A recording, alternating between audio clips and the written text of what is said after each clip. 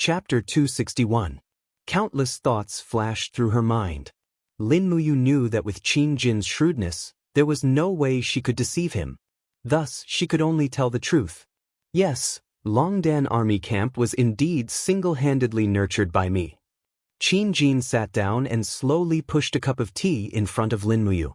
Then, what was Yu's original intention in founding Longdan army camp? Can you tell Imperial Father? Original intention. Lin Muyu was silent for a moment. Perhaps it was to protect the Empire's territory. Speak the truth. Qin Jin's voice was a little more forceful, and his eyes were filled with an irresistible sharpness. At the side, Qin Yin said, Imperial Father, why are you questioning you like this? Xiao Yin, don't say anything first. Let me finish speaking with your brother first. Yes. Qin Jin continued to look at Lin Muyu. You, although you are my adopted son, I, Qin Jin, truly regard you as my own son. I hope that you can be honest with Imperial Father. Is that all right? Tell me, what was your original intention in founding Longdan army camp? Answer me truthfully. No matter what you say, Imperial Father will not blame you. Lin Muyu's brows furrowed tightly. After a few seconds of silence, she raised her head to look at Qin Jin. I founded Longdan army camp so that I would no longer be bullied and humiliated, so that I would no longer be at the mercy of others. I founded Longdan army camp so that I could have an army of my own, so that I could protect the people I care about. If one day my ability is no longer enough to protect Xiao Yin, there is still Longdan army camp to protect her. It's that simple. Whoever dares to bully me, Lin Muyu, or the people I care about, Longdan army camp will annihilate them. Imperial Father, are you satisfied with this answer? Qin Jin stared at him in shock. After a full half a minute, he suddenly laughed and said, You, Imperial Father really can't see through you.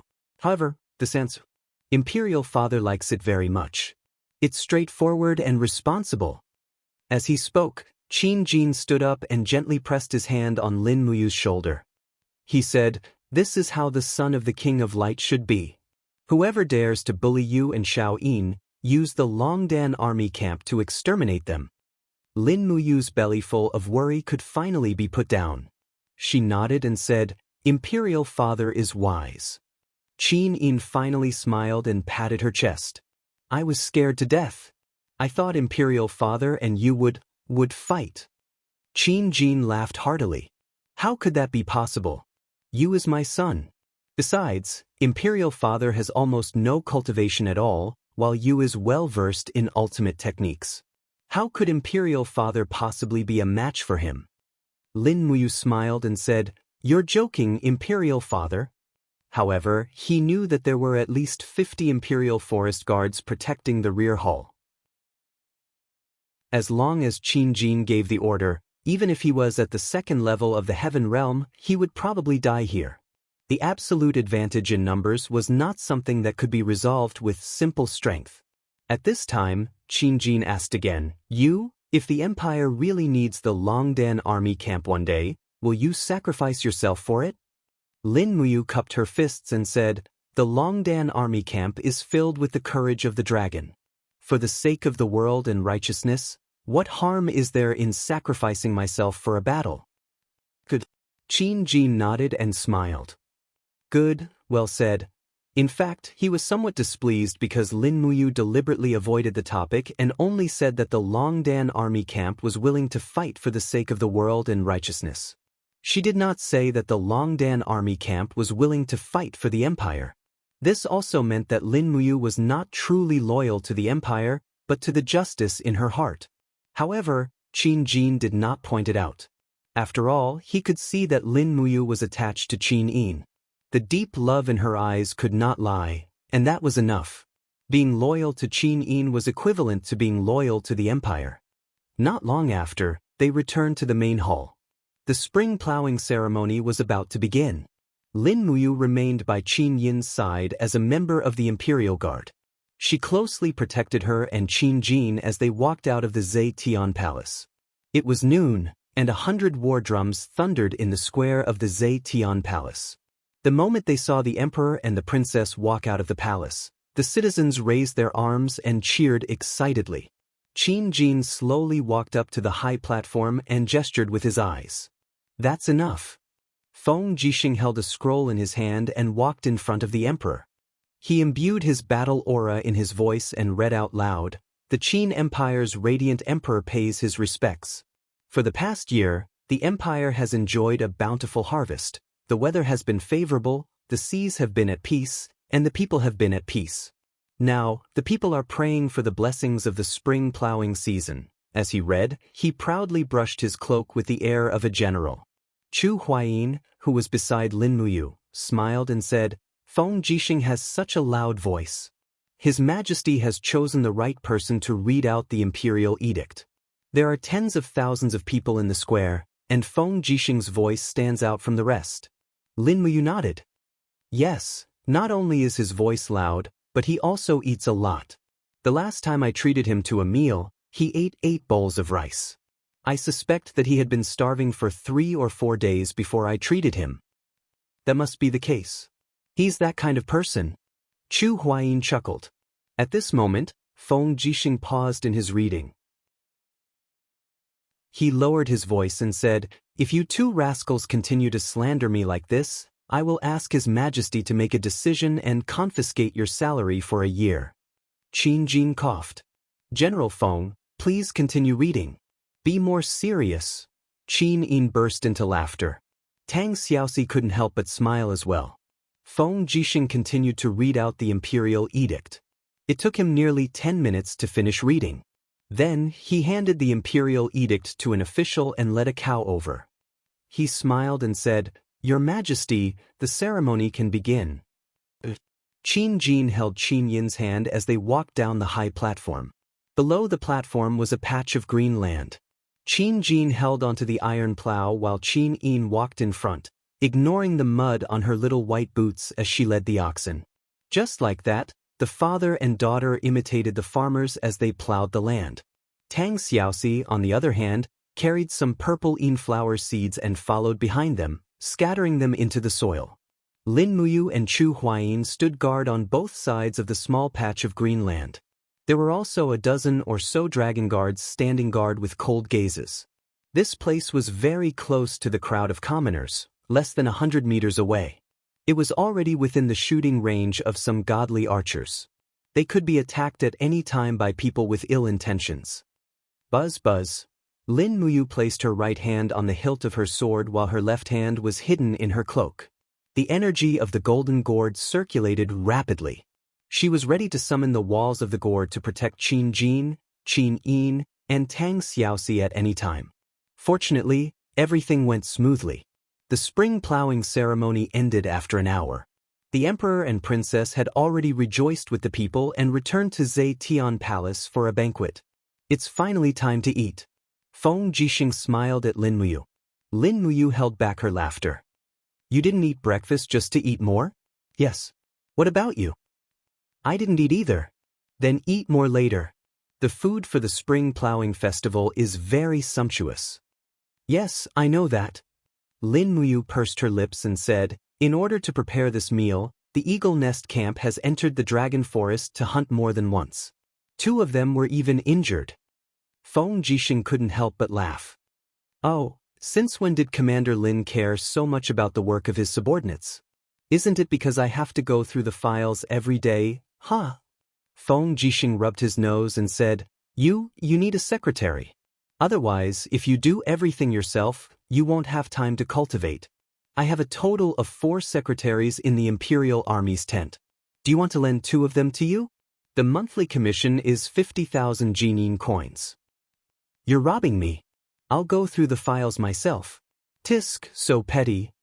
At this moment, a messenger bird suddenly flapped its wings and landed on Lin Muyu's shoulder. It was a messenger bird domesticated by the Longdan army camp. She took out the letter from the bamboo tube and glanced at it. As expected, it was Luo Yu's report of victory. Milord, in the battle from yesterday to this morning, the Longdan army camp has achieved a great victory. We successfully defeated the Tyrant Blade mercenary group and the Sacred Flame mercenary group, captured more than 8,000 people, and killed more than 4,000 people. We ourselves lost more than 2,000 people, but the losses will be replenished with captives. At this point, the Longdan army camp is the strongest mercenary group in the empire. Lin Muyu was overjoyed.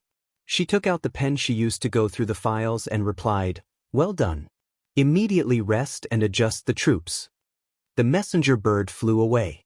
Not far away, Divine Marquis Xing Yifan and Minister Luo Xing were walking together. When Xing Yifan saw Lin Muyu, his expression clearly didn't look too good. He faintly said, "Milord Lin Muyu is riding on the crest of success. I heard that your private army, the Longdan army camp, defeated 2 large mercenary groups in the North Ridge province in the morning battle. Congratulations." Lin Muyu cupped her fists and smiled. Marquis must be joking. I don't even know what the Longdan army camp is. Moreover, I'm an upright person and have never had a private army. In the entire Qin Empire, only the Marquis has the right to raise a private army. This is something that everyone knows. As a general of the empire, Lin Muyu naturally wouldn't break the law. Xing Yifan raised his eyebrows and smiled. That's good. On the other hand, Zheng Fang, who was standing beside Xing Yifan, looked at Chu Huayin angrily and sneered. Congratulations to Milord Chu for being promoted to the commander of the Flying Mount Camp. I've been too busy these days and didn't have the time to congratulate you. Oh right, my sister, Xianxia, also heard about your promotion to commander. She asked me, as her younger brother, to congratulate you on her behalf. Chu Huayin's face turned pale. He suddenly stepped forward and blocked Xing Yifan's path. He cupped his fists and said respectfully, "Marquis, although the matter between me and Miss Xianxia has angered Marquis, the fault does not lie with Miss Xianxia. That Chu Huayin had too much hope. Now that Miss Xianxia is under house arrest, it's all my fault. I hope Marquis can forgive Miss Xianxia." Xing Yifan faintly smiled. "Commander Chu, you're flattering me. Xianxia has been spoiled by me since she was young. I'm afraid she won't be able to enter Commander Chu's residence. Just give up, Commander." Chu Huayin frowned and cupped his fists. "Yes, as long as Marquis releases Miss Xianxia, Chu Huayin, am willing to give up. I'd rather forget about Miss Xianxia and never see each other again. Remember what you said." Zheng Yifan cupped his fists and said, "Then this old man thanks Commander Chu for your good intentions." Chu Huayin stood blankly on the spot. His extraordinarily handsome yet disappointed look made countless noble ladies' hearts ache. One by one, they crowded around him as if they wanted to comfort him. However, they didn't expect Chu Huayin to turn around and leave without even looking at them.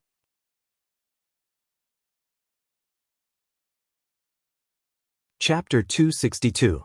Lin Muyu originally wanted to accompany Chu Huayin for a drink or two, but before he could even drink a cup of wine, Chu Huayin had already drunk 2 cups of wine. In less than 10 minutes, he had already finished a pot of wine. His frown made others sigh. But what could they do? In this world, whether it was power, status, or reputation, which one of them wasn't more important than love? Love in this chaotic world was like a fallen leaf that drifted with the wind. How many people could have it? Not long after, Chu Huayin was dead drunk. Feng Jixing immediately ordered 2 imperial guards to send him back to the imperial army's barracks to rest. He and Lin Muyu carefully protected the emperor and the princess. Fortunately, the banquet didn't last too long. It ended around 2 in the afternoon. Qin Jin was feeling unwell and left early. After that, the officials took their leave one by one. After sending off a large group of nobles and officials, Lin Muyu led the warhorse and personally sent Qin Yin back to Phoenix Perching Hall. Meanwhile, Wei Chou and Xiahou Sang were responsible for escorting Tang Xiaoxi back to the Duke's residence. Phoenix Perching Hall was very secluded. With the arrival of spring, it was filled with birdsong and fragrant flowers. Most of the maids in the imperial palace were arranged to stay in Phoenix Perching Hall. Qin Yin didn't have many maids in her own bedroom. A group of maids came up from afar and escorted Qin Yin into the hall. As an official, it didn't seem appropriate for Lin Muyu to enter. Thus, she cupped her fists and said, "Xiao Yin, I'll see you off here." Qin Yin turned around and blinked at him. Brother Yu, aren't you going to have some tea in Phoenix Perching Hall before leaving? No, there are still many things to take care of in the Divine Palace. I won't be going in.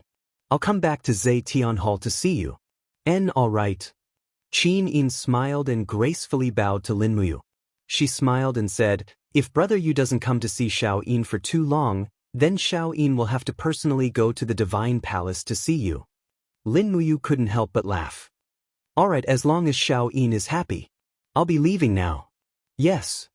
He mounted the horse and galloped away. Today was the Spring Plowing Festival, the busiest festival of the year in the empire. Tongtian Street was bustling with activity in the afternoon. Performers, singers, and lanterns could be seen everywhere. The streets were bustling with activity, to the point that Lin Muyu had no choice but to dismount and lead her warhorse through the crowd. On the other hand, a group of commoners were shocked to see such a high-ranking military officer walking through the crowd. After passing through the busiest part of the Zetian Temple, it was finally quieter. There were many stalls selling candied haws, windmills, sugar figurines, and other small things on the side of the road. Lin Muyu reached out to support the horse's back and leaped onto it. Just as she was about to spur the horse forward, a group of people suddenly came from the front. They were people from the general's mansion, and the person in the lead was Yuan Lian. He was holding a rope in his hand, and the end of the rope was tied around the neck of a bloodthirsty tiger cub. Halt! Yuan Lian suddenly pointed at Lin Muyu on the horse and said with a smile, General Jinan has such an imposing manner. What? Don't tell me you don't recognize us. Of course I do. Lin Muyu smiled slightly.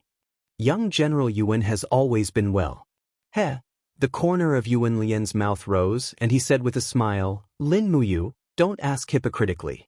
Have you forgotten the bet between us? It's been a month. I wonder if that so-called dragon egg of yours has hatched anything yet. It wouldn't have hatched a dog, would it? Pa. The group of attendants and servants around Yuan Lian also laughed. The only one who didn't laugh was Ling Feng, the son of Jinan General Ling Nantian. This group of generals' sons had always been known as Tiger Sons of Generals in Lanyan City. They hung out all day, and although they didn't have any ranks in the army, their status couldn't be ignored. Lin Muyu was startled. She finally remembered that there was indeed such an agreement. She glanced at Yuan Lian's bloodthirsty tiger. It was just a cub that wasn't even a year old. Although its claws had already matured, it was nothing compared to Little Apple. Dismounting from the horse, Lin Muyu smiled and said, You really want to compete? If you want to compete, let's do it here. Yuan Lian sneered and said, The crux of the matter is whether your dragon egg hatched a pet or not. Yes, give me a moment. Lin Muyu tied the horse to a wooden stake at the side and stepped into the alley. Suddenly, her entire temperament changed. Taking advantage of the fact that Yuan Lian and the others didn't come over to watch, she let out a low roar and activated her four-dimensional power. Immediately, lightning flashed, and her spiritual sense broke out of her body, creating a spatial crack 17 meters away. Woo! The Acatosaurus lazily pressed its front paw on the spatial crack and poked its head out to look outside, as if it didn't want to come out at all. Lin Muyu immediately used her spiritual sense and said to it, Come out for me. It's time to come out and stretch your limbs. When you see that bloodthirsty tiger later, just kill it directly. Don't be shy, you're younger than it, but don't show off too much, understand?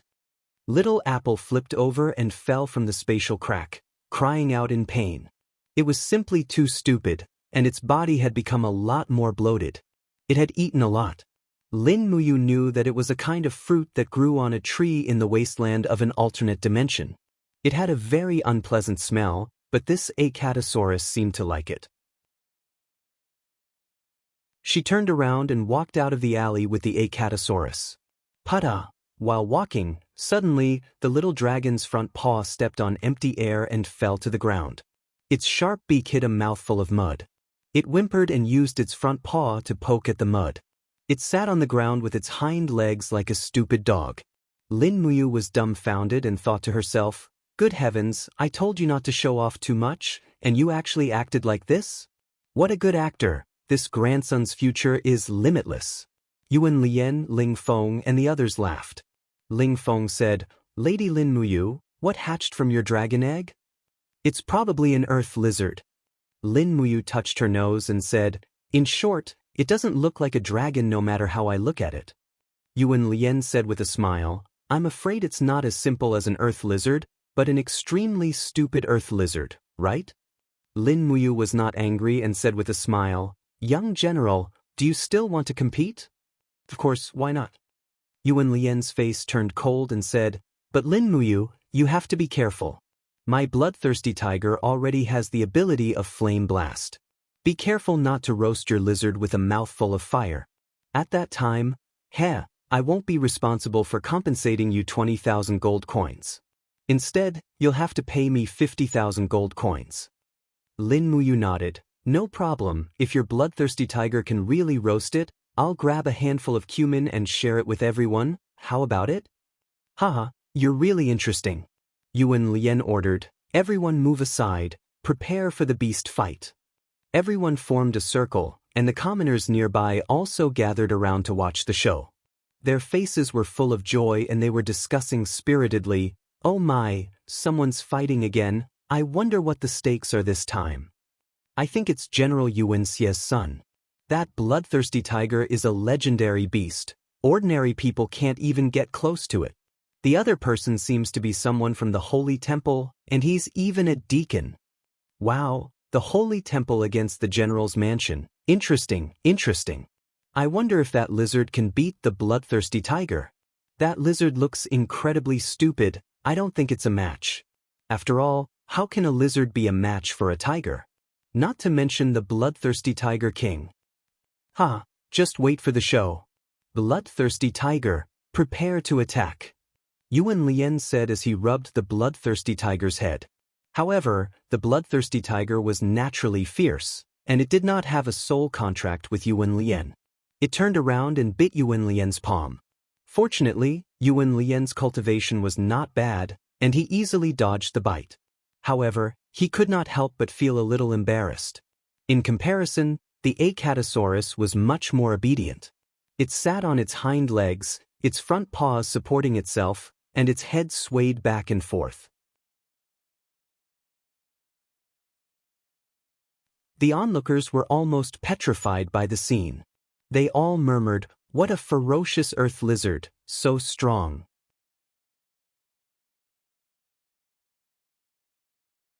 Chapter 263. Young General, you've lost. Pay up. Lin Muyu extended her hand, demanding the 50,000 Jin coins from Yuan Lian. Yuan Lian was still staring at the carcass of the bloodthirsty tiger on the ground. He had spent a lot of effort to raise this bloodthirsty tiger cub, but just a few seconds ago, it had been slaughtered by that unremarkable earth lizard. What? You can't afford to lose. Lin Muyu raised her brows, picked up the Acatosaurus's tail, and tied it to the horse's back. She smiled. If you can't afford to lose, then I'll pretend there was no such bet. I don't care about a mere 50,000 Jin coins.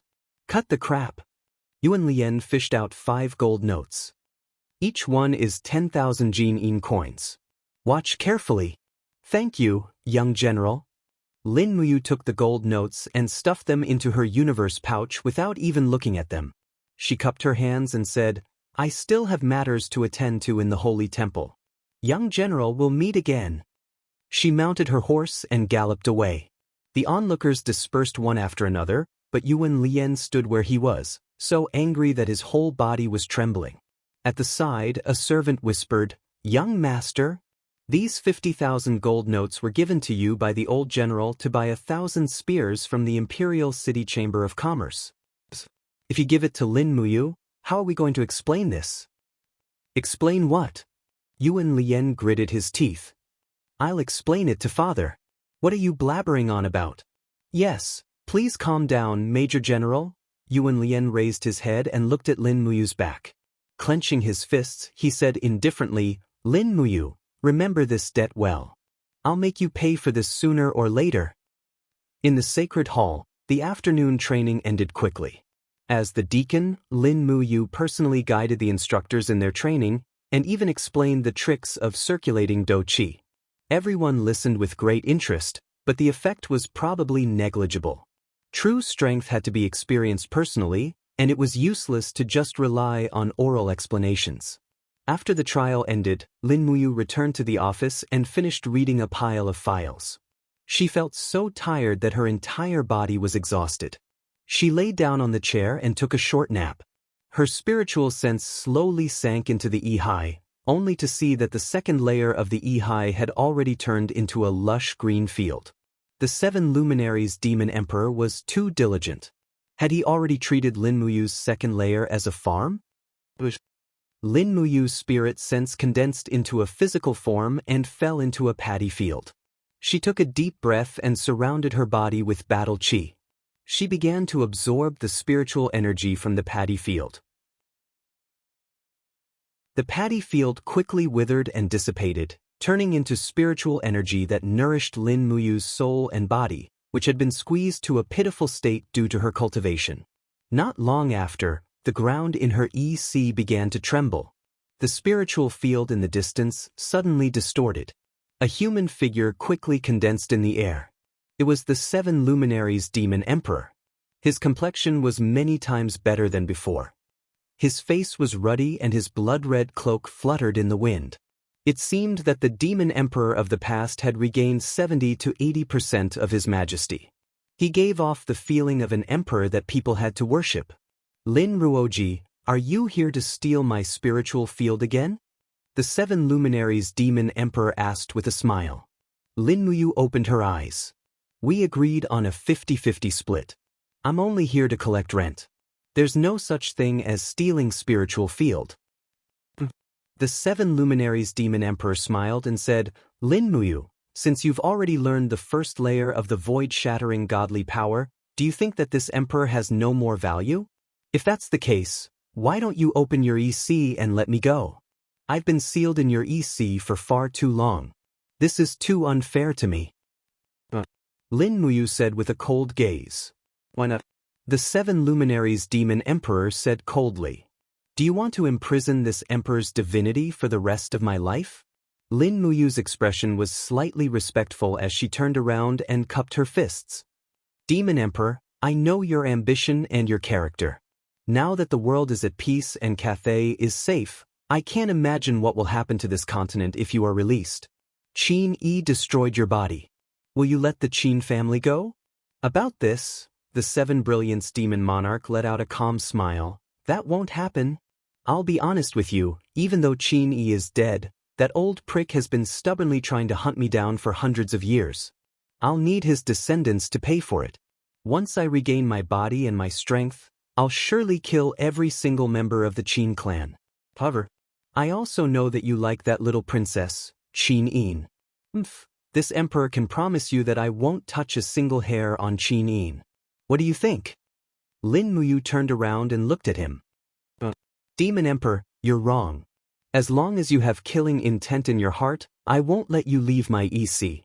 If I die one day, I will take you to hell with me. You! The 7 luminaries demon emperor was so angry that his face turned red. I don't know how to repay kindness. I taught you so many abilities and you treat me like this? Consider it as me owing you. Lin Muyu leaped up and her body slowly rose up. The image of a golden dragon lingered around her. However, this is my EC. Everything is decided by me. Unless you promise me that you won't kill anyone after we leave, I won't promise you anything.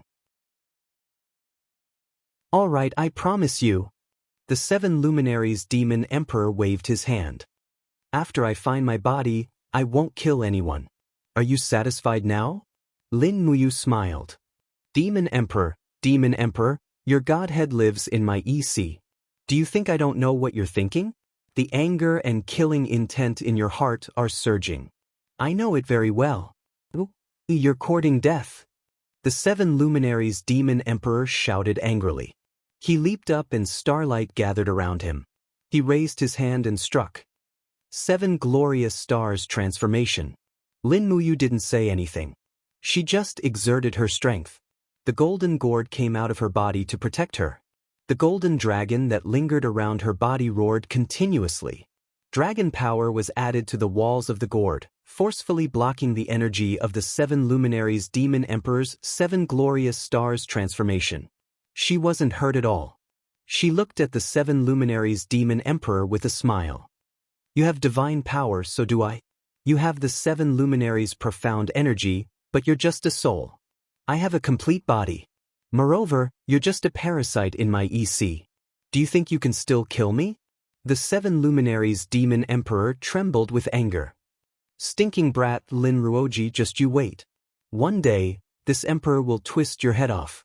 Let's see how you can still be with that Qin Yin.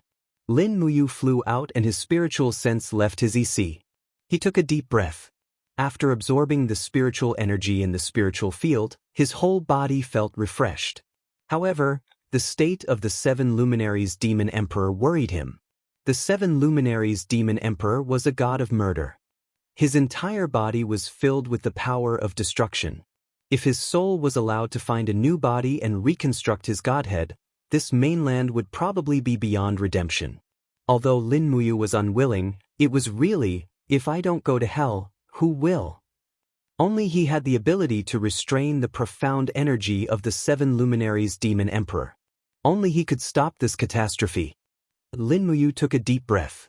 The afternoon sun shone lazily on his body. Specks of light elemental spirits jumped happily in the air. Lin Muyu gently opened his hand. The golden martial soul slowly appeared. Those light elemental spirits quickly gathered in his palm. In the blink of an eye, they turned into a small ball.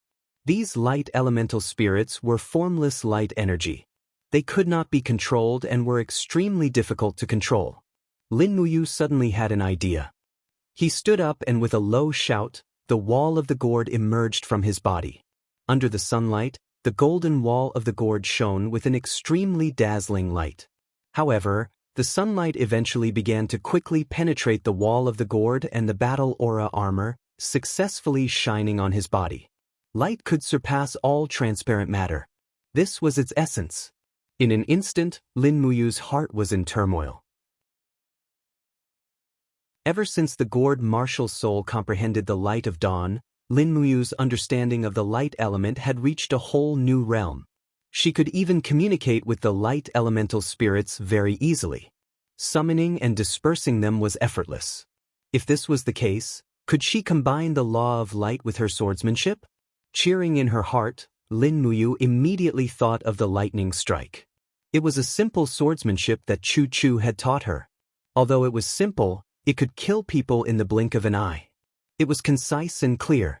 However, with the improvement of her cultivation, the lightning strike was replaced by the thunderclap violent wave. In terms of lethality and penetrative power, it was far inferior to the thunderclap violent wave. However, at this moment, Lin Muyu had a very bold idea. If the lightning element of the lightning strike was replaced by the light element, would her attack be able to penetrate the enemy's shield and battle armor like what she had seen just now? If it was really possible, perhaps even the dragon scale armor, which was known as the world's best defense, would not be able to do anything to her. Thinking up to this point, he no longer felt sleepy. He quickly pulled out the dragon spirit sword. After letting out a shout, the power of the law of light surged from his arm into the blade. Suddenly, the dragon spirit sword let out a joyous sword cry, and light slowly enshrouded it. This was the power of dawn provided by the martial soul gourd. It was just that it was contained in the blade, ready to be activated at any time. Taking a giant shield and placing it next to the office table, Lin Muyu tried to swing the sword for the first time. Buzz! The power of the law of light danced on the blade, but it did not cut through the giant shield in front of him. It seemed that the speed was not fast enough, causing the impact to be slightly weaker. No rush, no rush. Lin Muyu was confident. If speed was not enough, there was still a way to make up for it. 4-dimensional power.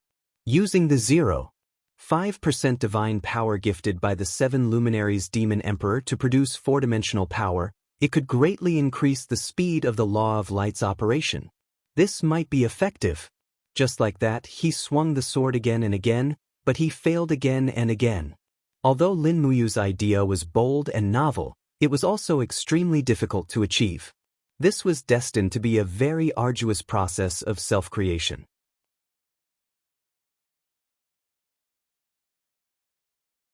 Chapter 264. For 5 consecutive days, Lin Muyu had been immersed in the research and creation of the use of light elemental energy. Initially, when she slashed down with her sword, only the sword chi would blow on the shield. The light elemental rule power did not affect it at all. However, Lin Muyu used the 4-dimensional power to constantly accelerate the speed of the light elemental energy in the blade. Finally, on the 2nd day, she was able to produce a light elemental righteous force. On the 3rd day, every time she slashed down with her sword, the light elemental energy had already shown signs of leaving the blade. On the 5th day, he had achieved great success. Shwa! The blade fell heavily. The moment it approached the shield, it was suddenly stopped by Lin Muyu. However, the light energy contained in the blade did not stop. It directly passed through the blade and landed on the shield. A shocking scene appeared. The ray of sword chi condensed from the law of light went straight through the shield and instantly cut off a corner of the office desk. It's done! Lin Muyu was overjoyed. He wiped the sweat off his forehead. At this time, the elven female officer Lulu, whom he had not seen for a long time, flew out. She smiled and said, "Congratulations, brother, you have created a skill." Lin Muyu grinned. He suddenly realized that the word skill had become so unfamiliar. Was this slash really just a simple game skill? Probably not. This was just a killing skill. Brother, what do you plan to name this skill? Lulu asked with a smile. Lin Muyu said without hesitation, light splitting slash, evolved from lightning strike. I have already thought about it. Not a bad name. Lulu flew around him and said with a smile, brother's strength is getting stronger and stronger. This is great. Lin Muyu laughed out loud. He raised his long sword and calmly launched another attack. He succeeded once again. The light-splitting sword chi pierced through the floor. Its power was astonishing. He had completely mastered the light-splitting slash. The most terrifying part of the light-splitting slash was that it could kill people from a distance. No matter how strong the chi of vigor or how thick the armor of the opponent was, when the light-splitting slash slashed down, it was equivalent to ignoring all of the opponent's defenses and directly striking their body. After dinner, he continued to practice and strengthen the light-splitting slash. Lin Muyu had a stubborn personality. He would never be satisfied if he did not increase the lethality and speed of this move to the maximum. This was probably one of the reasons why he was able to practice to this level. He blew out the candlelight in the office, and the dragon spirit sword in his hand glowed with a faint golden light of dawn. He suddenly swung the sword, and the light-splitting sword chi flew through the air and slowly dissipated. The light-splitting slash was a powerful attack, but it didn't have a long range. It was the kind of attack that had extremely high lethality within 5 meters, but outside that range, it would automatically disintegrate. Dong dong. A holy temple guard knocked on the door and said, "Deacon Lin, there is someone outside the main hall looking for you. He claims to be from Heaven's Pivot Province and has come to Lanyan City to look for you. He hopes that you can meet him." Dubhe Province? Lin Muyu frowned and said, "I don't know anyone from Dubhe Province. Did you ask who it was?" "I didn't ask if Lord Deacon wants to see me or not. Take him to the living room. I'll be right there." Lin Muyu tidied up his attire and put on the deacon's armor. He hung the dragon spirit sword on his waist and walked out of the office with his hand on the hilt. Immediately, 2 holy temple guards followed him to the living room. The living room was brightly lit, and a gold star instructor was guarding outside the door with a steel knife. He cupped his fists respectfully and said, "Deacon Lin." Lin Muyu nodded and entered the living room. He saw that it wasn't just one person, but a total of 3 people. A stooped old man with a cloak on his head sat there quietly. Behind him were 2 handsome young men. One of them looked somewhat familiar, but Lin Muyu couldn't remember where he had seen this person before. "Hello, I'm Lin Muyu. May I know who you are?" Lin Muyu stood respectfully in front of the old man. At this time, the old man slowly raised his head and lifted his cloak. A pale face appeared in front of Lin Muyu. He looked to be around 60 years old, but he was hale and hearty, completely different from Qin Jin's sickly complexion. His eyes shone brightly as he stood up with a smile and cupped his fists. This old man is Yuqi Tian. Greetings, Temple Deacon Lin Muyu. Lin Muyu was taken aback. Yuqi Tian? At this time, Deacon Guyang beside her was taken aback. Yuqi Tian? You're Lord Yuqi Tian? Yes, I am. How could I be wrong? Yuqi Tian smiled. This person looked like he had a powerful background. Lin Muyu turned around and asked, Deacon Guyang, I'm not very familiar with the situation in Heaven's Pivot Province. Yuqi Tian is, Guyang smiled. You really don't know? The Empire's garrison in Heaven's Pivot Province is called the Heaven's Pivot Army. It has 80,000 soldiers, and the general of the Heaven's Pivot Army is this General Yuqi Tian in front of you. And General Yuqi is not only the general of the Heaven's Pivot Army, but also the head of the entire Yuqi family. He is in charge of smelting iron, alchemy, commerce, and many other areas in Heaven's Pivot Province. It can be said that 50% of the Heaven's Pivot Province's wealth and military strength belong to the Yuqi family. Lin Muyu was stunned. No matter what, he didn't dare associate this old man with the legendary Yuqi Tian. He hurriedly cupped his hands and said respectfully, Lin Muyu pays his respects to General Yuqi. Yuqi Tian smiled and stepped forward to hold Lin Muyu's arm. You don't have to be so polite, Lord Lin Muyu. This old man has come to Lanyan City as a visitor and didn't dare disturb His Majesty. Moreover, I'm here to discuss something with you, Lord Lin Muyu. Oh, please speak. It's like this. Last time, Lord Lin Muyu forged a purple ink sword and broke the long sword forged by my son. I'm ashamed to say this. This old man has failed to teach his son well. That time, my son offended you. I hope you'll be magnanimous enough to forgive him. Lin Muyu was taken aback. She raised her head to look at the young men behind Yuqi Tian. She finally remembered that one of them was Yuqi Yan, the fellow who had vowed to forge a sword for Qin Yin. So they were here for this matter. I wonder what you're looking for me for, Lord. Lin Muyu pursed his lips and cursed inwardly. Sure enough, once the blacksmithing skill was revealed, it would cause trouble. Others might not know what it was, but Yuqi Tian was a famous blacksmith of the present age. How could he not know? He cupped his hands and said respectfully, Old General, that purple ink sword was forged by a hermit master. I don't know where he is now. You won't be able to get any information from me. Yuqi Tian couldn't help but smile. Don't be nervous, Lord. This old man is here not to find him, but to find you. Oh, what do you mean? Yuqi Tian smiled calmly. A straightforward man doesn't resort to insinuations. In the last few months, the Chamber of Commerce in Lanyan City has been selling some mysterious and spirit-grade weapons. The forging methods of these weapons are very unique.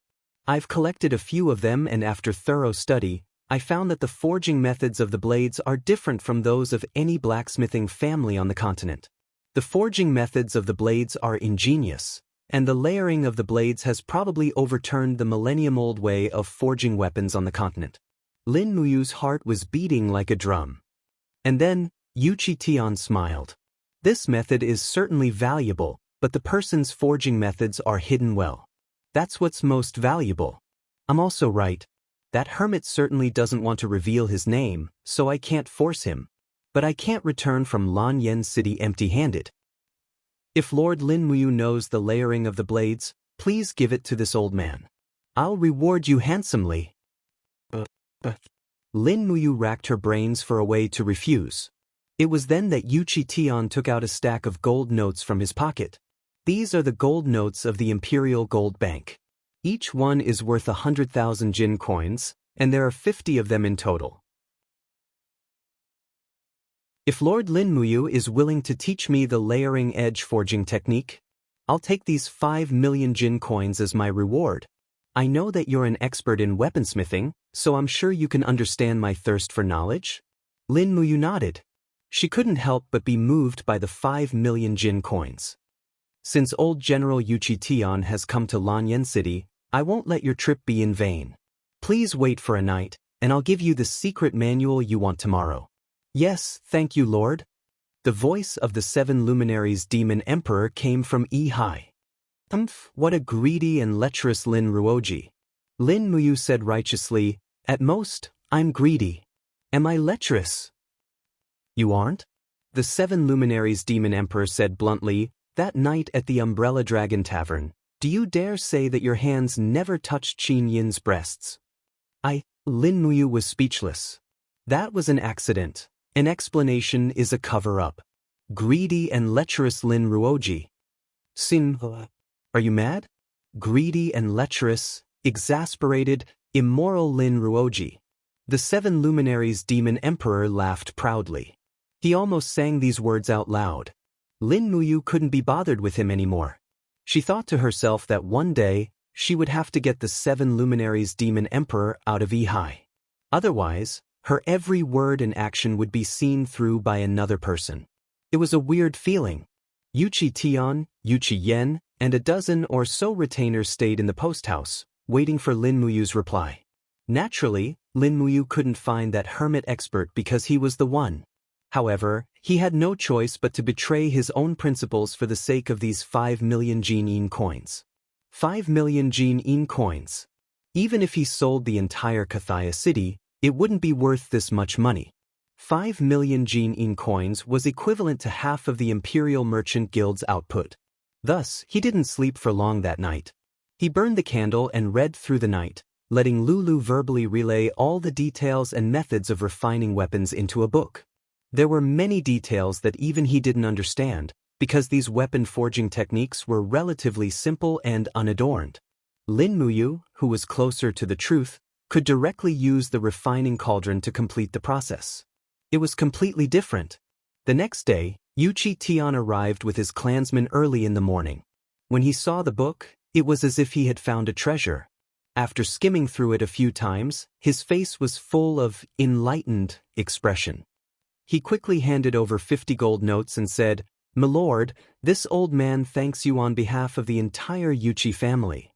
"Old general, there's no need to be so polite. After all, I'm taking the money," Lin Muyu said as he counted the gold notes. "In that case, this old man and the others will take their leave immediately." "I won't see you out," Lin Muyu nodded. Everyone had their own thoughts. Yuqi Tian planned to return to Heaven's Pivot Province as soon as possible to restore the reputation of the world's #1 weaponsmithing family.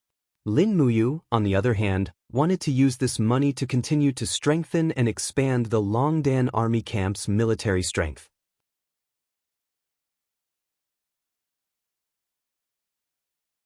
Chapter 265. That night, Lan Yen City was silent. In the depths of the Duke of Seven Seas mansion, Tang Xiaoxi's room was located in the most secluded corner. At this moment, the starlight from the sky shone on the ceiling as if attracted by a mysterious force. In the room, Tang Xiaoxi sat quietly on the bed. A faint flame energy lingered around her body and merged with the starlight that shone into the room. After an unknown period of time, Tang Xiaoxi suddenly opened her beautiful eyes. Starlight flowed in her palm and a beautiful seal appeared. She gently opened her hand and with a loud bang, the Star Offering Seal, the 5th level of the Firefox seal, directly smashed the table in the room into pieces. Finally, the Star Offering Seal is complete. Tang Xiaoxi secretly rejoiced, but the raging flames around her were still swirling endlessly, and they were emitting sharp whistles. "Oh, what's wrong?" She was stunned. The next moment, she felt the blood in her body seem to be surging because of the Star Offering Seal. Her skin faintly emitted a fiery red brilliance, as if her body was about to catch fire. Tang Xiaoxi let out a miserable groan and curled up on the bed like an injured little beast. Her body trembled and the flame in her body even shot out through her clothes. In the blink of an eye, the bedding and other things were all set on fire. But it seemed that this was not the end. A charming voice laughed and said in Tang Xiaoxi's body, "Release me. Release me. Who are you?" Tang Xiaoxi's eyes were filled with tears. Because of the pain, her body trembled and she asked loudly, "Who are you?" But no one answered her. Instead, the power in her body made her raise her arm involuntarily. Rays of divine light quickly gathered in her palm and another firefox seal appeared. With a bang, it suddenly smashed through a corner of the roof. It was the 6th level of the firefox seal, the God-gathering seal. Tang Xiaoxi let out a miserable groan. The flame on her left arm was surging and the energy in her palm condensed into a seal, forcing her to raise her palm. The flame flourished, boom! The entire wall turned to dust. It was the 7th level of the firefox seal, 5 Qi seal. Outside the wall, the 4 7 Seas city cavalry guards stared dumbfoundedly at the fire that lingered in the room and shouted, "Princess Shi, what's wrong with you? Princess Shi, you, get away from me!" Tang Xiaoxi ordered loudly, but these imperial cavalry were all Tang Lan's personal guards. Seeing Tang Xiaoxi in such a state, how could they leave? Tang Xiaoxi tossed and turned on the bed, endless fire intent surging out from the depths of her qi si. With a wung sound, the firefox seal appeared in her palm once again, soul-suppressing seal. This was a seal that even Tang Bin had not successfully cultivated. "Go!" Tang Xiaoxi shouted at the cavalry. The cavalry saw that the situation was not good and hurriedly retreated, but it was too late. The soul-suppressing seal launched an earth-shattering attack. After a loud bang, everything within a 20-meter radius was turned into ashes. None of the 4 cavalry guards survived. Tang Xiaoxi's face was covered in tears, but the flame in her body was still surging. The heaven and earth seemed to have lost their color, and the stars in the sky seemed to have dimmed. Countless stars seemed to have fallen at this moment. A firefox seal appeared in Tang Xiaoxi's right palm. Reincarnation seal, the strongest technique of the 7 Seas Tang sect. Boom! The entire Lanyan city seemed to be trembling. The reincarnation seal almost destroyed half of the Duke's mansion. Woo! Tang Xiaoxi knelt on the ground in tears. Her body was surrounded by raging flames. She couldn't control this power. It was as if something in her body had suddenly awakened, and this power was destructive. It didn't differentiate between friend and foe. Half of the Duke's mansion servants had already died under her firefox seal. "Hee, let me go." The seductive voice in her body sounded again. "I am you and you are me. Let me go. There's no need to endure it anymore." Tang Xiaoxi hugged her head with her arms and sat there in pain, howling miserably. From afar, another group of servants rushed over and asked loudly, "Princess Shi, are you all right?" However, at this moment, they didn't see Tang Xiaoxi. Instead, it was a young girl kneeling in the raging flames. 9 flaming tails danced behind her, and 2 fox ears grew out of her long hair. The raging flames surrounded her, and the 9 flaming tails danced seductively, accompanied by a seductive voice. Tang Xiaoxi slowly raised her head, and her beautiful eyes were suffused with a faint golden luster. All her clothes had been burned by the raging flames, and at this moment, she was already kneeling there naked. Behind her, the 9 flaming tails swayed gently with her consciousness, but under the cover of the flames, outsiders couldn't see anything at all and didn't know that it was her. "What happened to me? What happened to me?" Tang Xiaoxi cried and muttered to herself. After the power in her body was released, she could feel that she had at least obtained the power of the 3rd tier of the heavenly state. But so what? She didn't look like a human at all. "What's that?" From afar, a group of guards watched with their mouths agape. One of them shouted in a low voice, "Demon! It's a demon! Heavens, why is that 9-tailed demon in the Duke's residence? Where's Princess Shi? Hurry up, kill this demon and find Princess Shi." A few guards drew their bows and aimed at her. Tang Xiaoxi raised her head and looked at them. Her golden eyes were filled with coldness, and her lips curled into a cold smile. There was an endless murderous intent in her heart, but just as she was about to attack, Tang Xiaoxi suddenly groaned. She was restraining this crazy murderous intent. She couldn't kill anymore, or she would really become a demon. "Go, we have to escape from here." Tang Xiaoxi's eyes were filled with tears. Suddenly, she turned to look in the direction of the Holy Temple and Zetian Palace. Without looking back, she dashed out. Her speed was extremely fast, and in the blink of an eye, she disappeared into the night. Her 9 fiery tails swayed irregularly. In the night she looked so beautiful. However, this beauty was filled with killing intent. At the north gate of Yanlan City, a group of imperial guards were standing guard. It was late at night, and martial law had been imposed. Every night, Yanlan City was prohibited from entering. Hua, a fiery light appeared behind him, immediately causing the group of imperial army soldiers to be dumbfounded. It was a beautiful fire fox. Under its 9 dancing tails was the form of a beautiful young lady.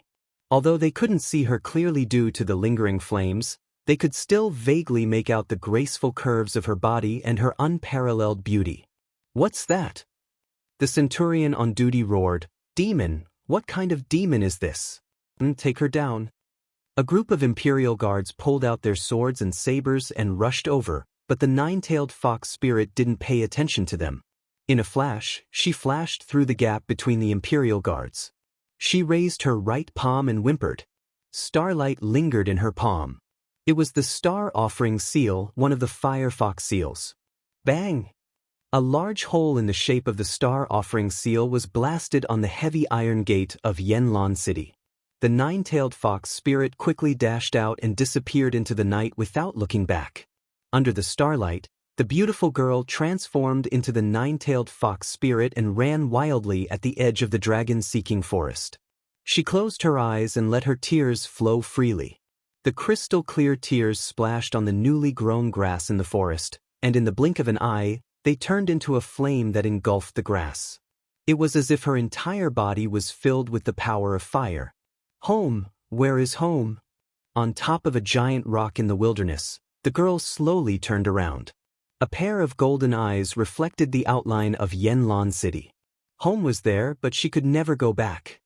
After a night of drastic changes, the entire Duke of Seven Seas mansion was engulfed in a sea of fire.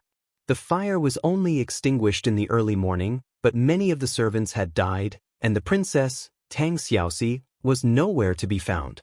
Nothing could be found. Knock, knock, knock. Before the sun rose, violent knocks echoed on the gate of the holy temple. "Who is it?" A sleepy holy temple guard opened the peephole and looked outside.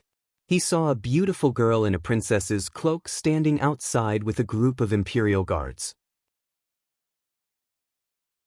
His heart skipped a beat, and he hurriedly opened the gate and knelt on the ground. "Your Highness, bring me to see Lin Muyu." Qin Yin's face was gloomy. "Yes." At this time, Lin Muyu had just finished one cycle of the Dragon Forging Bone Remnant Scroll and was absorbing spiritual energy from the Sea Spirit Field to replenish her overused fighting energy. But at this time, there was a violent knock on the door. The guard shouted, "Deacon Lin, Her Highness Qin Yin is here to see you." Lin Muyu was dumbfounded. "The sun hasn't even risen yet, why is Xiao Yin here?" Before he could open the door, a golden light suddenly cut through the room's door. Qin Yin rushed in with the purple ing sword in hand and god-binding chains wrapped around her body. Her face was full of worry. "What's wrong, Xiao Yin?" Lin Muyu was startled, but he calmly said, "Big brother Yu, did you know that there was a big fire in Yanlan City last night?" Qin Yin said with red eyes. "Did someone go to put out the fire? Where did the fire start?" "The Duke of the Seven Seas mansion?" Tears rolled down Qin Yin's eyes. "Something happened to Xiao Shi." "Xiao Shi? What happened to Xiao Shi?" Lin Muyu got up and hurriedly grabbed her armor and put it on. She said, "Xiao Yin, tell me quickly." The Duke of the Seven Seas mansion was on fire. Xiao Shi disappeared. Someone said they saw a monster. It was a 9-tailed demon fox. Its body was covered in flames. No one dared to go near it. And, last night, the same monster broke through the north gate of Yanlan City. 9-tailed demon fox. Lin Muyu shook his head forcefully and said painfully, "Who cares about the 9-tailed demon fox? What happened to Xiao Shi? Is there no trace of her?" "No, Xiao Shi seemed to have disappeared into thin air," Qin Yin said while crying. Lin Muyu tried his best to calm down, but how could he? There was an ominous feeling in his heart. The 9-tailed demon fox was not simple. It might have a great connection with Tang Xiaoxi. Father has already summoned Feng Jixing, Chu Huaying, Zhen Yifan, and the others to deal with this matter. Hurry up and follow me to the palace. Qinin said, Yes. Lin Muyu quickly put on his cloak and grabbed the dragon spirit sword on the table. Let's go.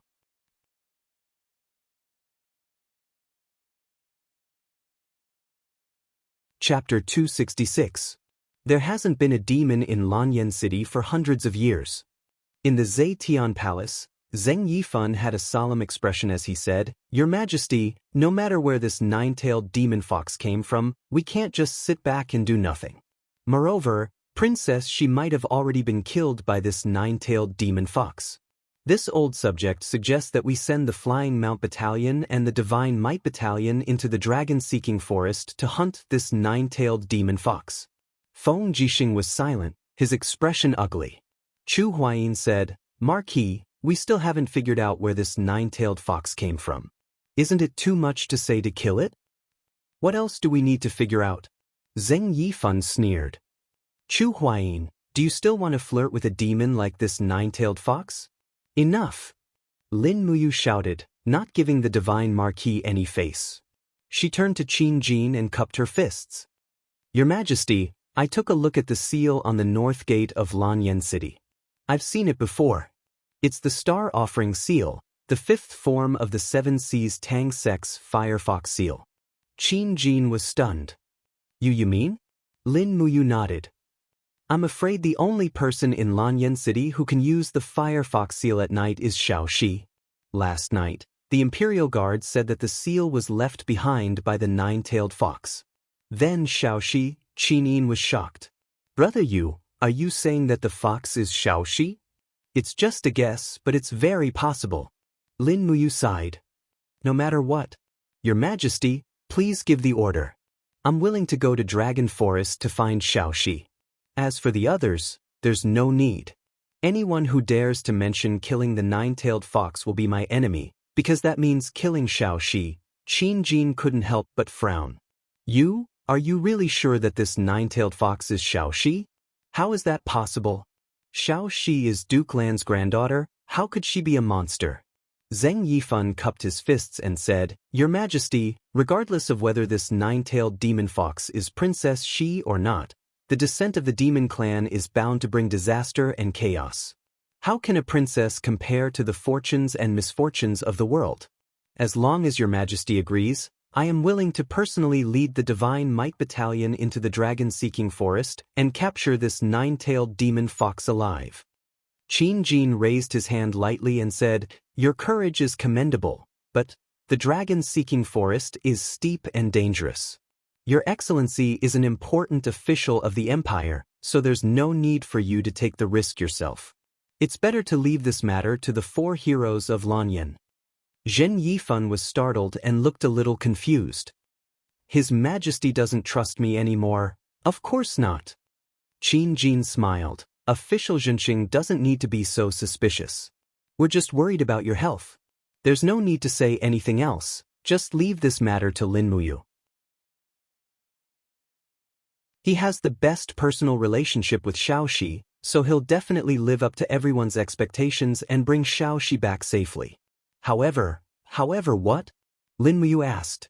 Qin Jin said calmly, However, if this nine-tailed demon fox really is Xiaoxi and has already fallen into the path of demons, then I'll leave it to you to decide.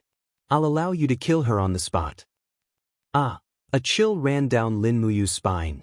Although it was already spring, he couldn't help but shudder. Feng Jixing looked at him with a pained expression. If there's really no other way, why don't I go instead? Lin Muyu shook his head. No, I'll go. Lin Muyu then raised his head to look at Qin Jin and said, Your Majesty, Lin Muyu will set off immediately. I won't be taking care of the matters of the Divine Temple and the Eagle Nest Camp for the time being. Finding Tang Xiaoxi is the most important thing. Go. Yes. Lin Muyu turned around and left the Zetian Palace. He leaped onto his horse and galloped out of Lanyan City. In the Zetian Palace, everyone was still frowning. Qin Jin's expression was dark and uncertain. Finally, he slammed his fist on the armrest and said, The nine-tailed demon fox has reappeared in the world. Sai, what should we do? Qin said, "Father, what will happen if the nine-tailed demon fox reappears in the world?" Qin looked at his daughter and said, "The last time the nine-tailed demon fox reappeared was more than 9,000 years ago. At that time, the Qin Empire had yet to be established. At that time, the empire was ruled by the four great empires. After the nine-tailed demon fox descended into the world, she transformed into a peerless beauty and married the emperor of Qin. She seduced the wise emperor and conquered the entire continent in just 5 years. However, the population of the continent was reduced by more than half. In the end, the nine-tailed demon fox revealed her true form and killed the emperor of Qin. She massacred 28 cities before flying away. She never returned, leaving behind only a nightmare." Chu Huayin gritted his teeth and said, "Your Majesty, this is only a rumor.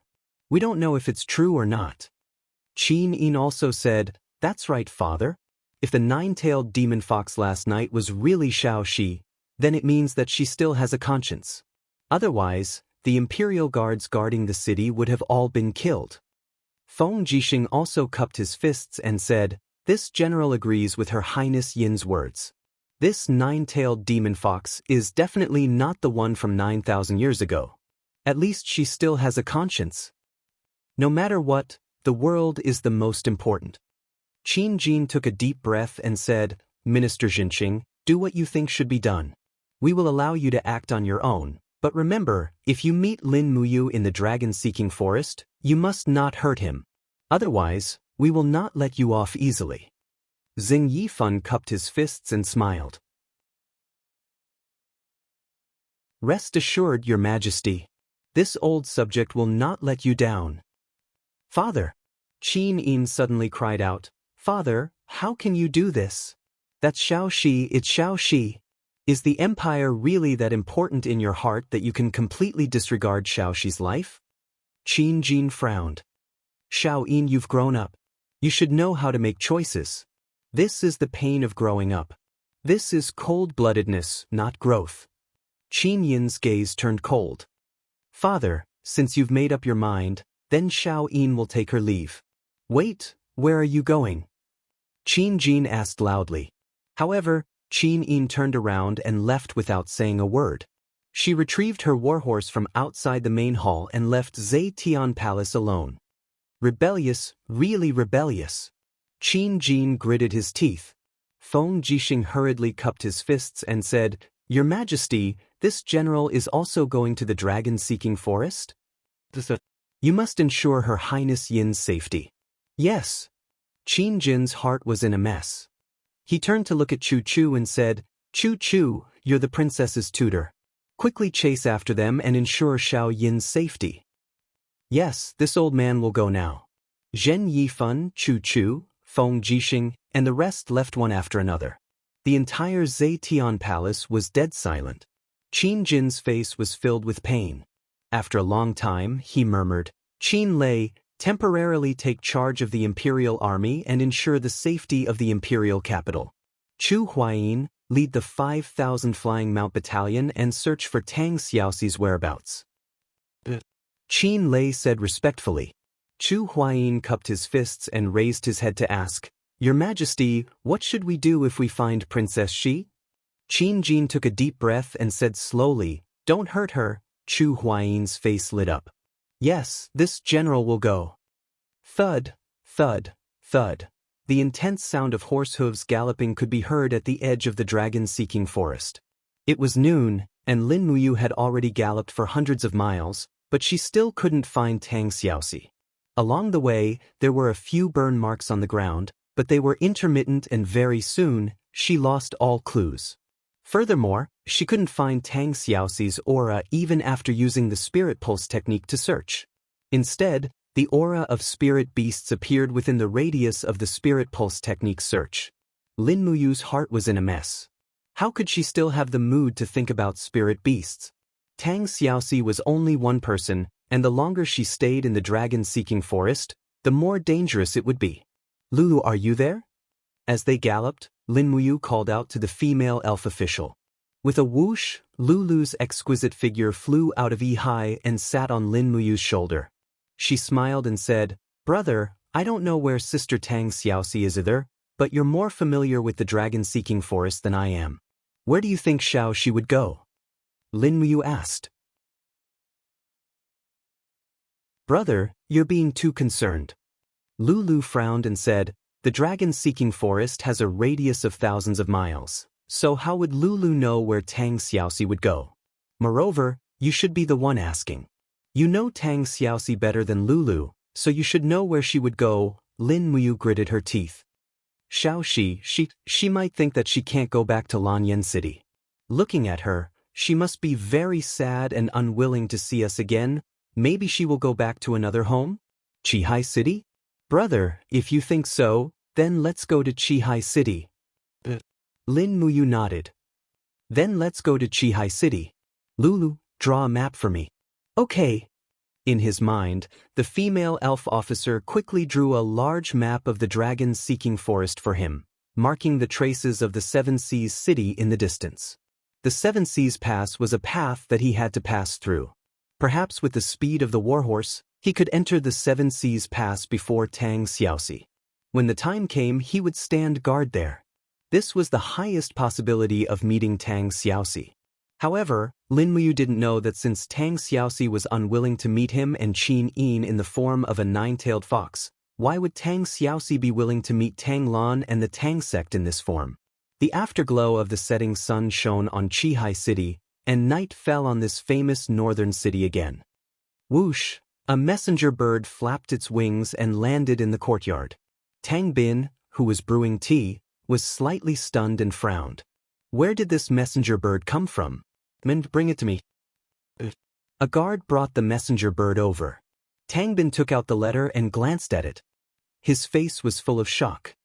Young master, what's wrong? The guard asked. Tang Bin gritted his teeth. Xiaoxi has demonized? Demonized? What's demonized? Xiaoxi went berserk while cultivating the fire fox seal. She has already turned into a nine-tailed fox and descended into the world. Don't say anything else. Prepare the men and gather all the elites in my mansion. After reporting to grandfather, we will set off to the dragon-seeking forest to search for Xiaoxi's whereabouts. The guard cupped his fists and raised his head. His eyes flickered with a strange light as he said, Young master, Princess Xi is the biggest competitor for the inheritance of Seven Seas City. Young master, are you really going to rescue Princess Xi from the dragon forest? Xiaoxi is my younger sister. Of course, I have to save her. A chill flashed in Tang Bin's eyes. But the nine-tailed fox is not my younger sister.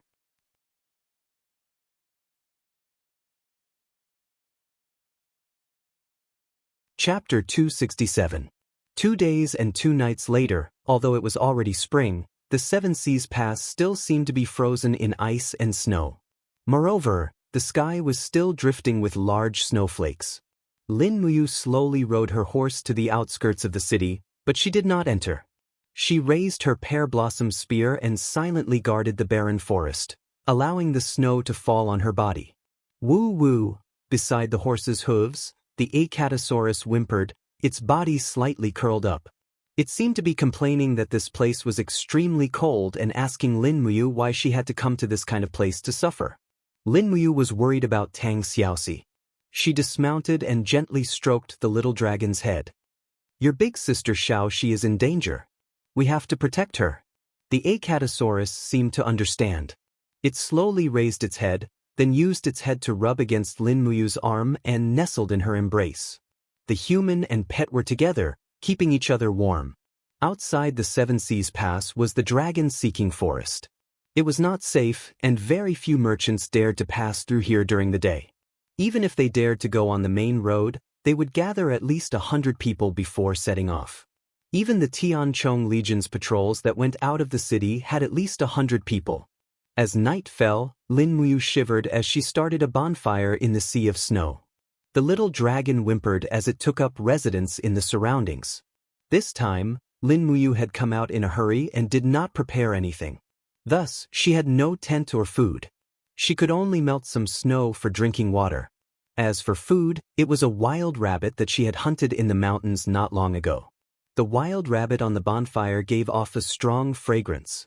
Lin Muyu only had time to eat one leg before the rest was eaten by the Acatosaurus. This little fellow's appetite was too good. It ate more than half of the rabbit, but it was still complaining about being hungry. It was no wonder, as it usually ate at least 7 or 8 rabbits a day. Lin Muyu's gaze never left the Great Tao. At the same time, the spirit pulse technique was also maintained in a state of activation. Not a single aura in the surroundings could escape his senses. The pear blossom spear stabbed into the snow at the side. Hugging the dragon spirit sword, he slowly fell asleep. But not long after, he suddenly opened his eyes.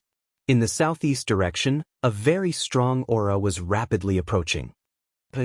Xiaoxi, he opened his eyes and looked hopefully into the distance. However, he was disappointed. Not long after, a bloodthirsty tiger appeared in his field of vision. This was a bloodthirsty tiger that came out to hunt at the beginning of spring. There were 3 golden lines on its head. It was a 3,000-year-old spirit beast. In the past, it would have been a deadly existence, but now, this 3,000-year-old bloodthirsty tiger was not even worthy of Lin Muyu's attention. However, because of the spirit pulse technique, Lin Muyu's aura was restrained. Thus, in the eyes of the bloodthirsty tiger, Lin Muyu was nothing more than a delicious meal. Its paws lightly landed on the snow, and it walked step by step towards Lin Muyu. The bloodthirsty tiger's eyes were filled with a fierce light. It could not wait to enjoy this delicious meal. Lin Muyu let out a long sigh. He could not help but feel disappointed. He had thought that this aura belonged to Tang Xiaoxi. Thus, he gently stroked the little dragon's head. The feast is coming soon. Wait for it. The Acatosaurus raised its head and rubbed against his arm. It howled as if to say, "Then why aren't you going?" However, Lin Muyu could not be bothered to move. He was waiting for the bloodthirsty tiger to make the first move. Sure enough, after circling the area for 2 rounds, the bloodthirsty tiger suddenly pounced towards Lin Muyu with a furious roar. It swung its claws repeatedly, using the severing attack that it was famous for. However, this time, it was obviously unable to sever the claws. Lin Muyu raised his palm, and the golden gourd emerged from his body to form the wall of the gourd. Kill! The dragon spirit sword was quickly unsheathed. It contained the golden power of dawn and sliced through the air. Roar! Although the bloodthirsty tiger was roaring, its roar was clearly laced with fear. It hurriedly retreated a few steps and used the steel fur on its head to block the attack. The bloodthirsty tiger's fur was extremely tough, especially for a bloodthirsty tiger that had lived for thousands of years. Ordinary swords would not be able to cut through it. However, the current Lin Muyu was no longer the same as before. The moment the dragon spirit sword touched the bloodthirsty tiger's head, he already felt that it would not be able to cut through it in one blow. However, this did not affect him. The power of dawn on the blade transformed into a ray of sword chi and shot out. Light-splitting slash. The bloodthirsty tiger howled in pain and retreated. Its head and fur were undamaged, but brain matter splattered out and flowed down its chin. Under the might of the light-splitting slash, even a 3,000-year-old spiritual beast would not be able to escape the fate of being instantly killed. Go! With Lin Muyu's order, the Acatosaurus immediately pounced over and bit through the bloodthirsty tiger's throat. After confirming that it was dead, it began to enjoy its meal. It devoured the bloodthirsty tiger's beast soul and spiritual core. In the blink of an eye, it had devoured half of the 300-kilogram bloodthirsty tiger. Its appetite was truly frightening. After eating its fill, the Acatosaurus curled up beside Lin Muyu with its mouth full of blood. It suddenly opened its mouth and let out a burp, spitting out flames that melted the surrounding snow and created a warm, dry ground. Then, it curled up head to tail and slept, snoring loudly. At the same time, 3 silver lines appeared on its forehead. After devouring the bloodthirsty tiger's origin soul, the little dragon had already evolved into an 800-year-old spiritual beast.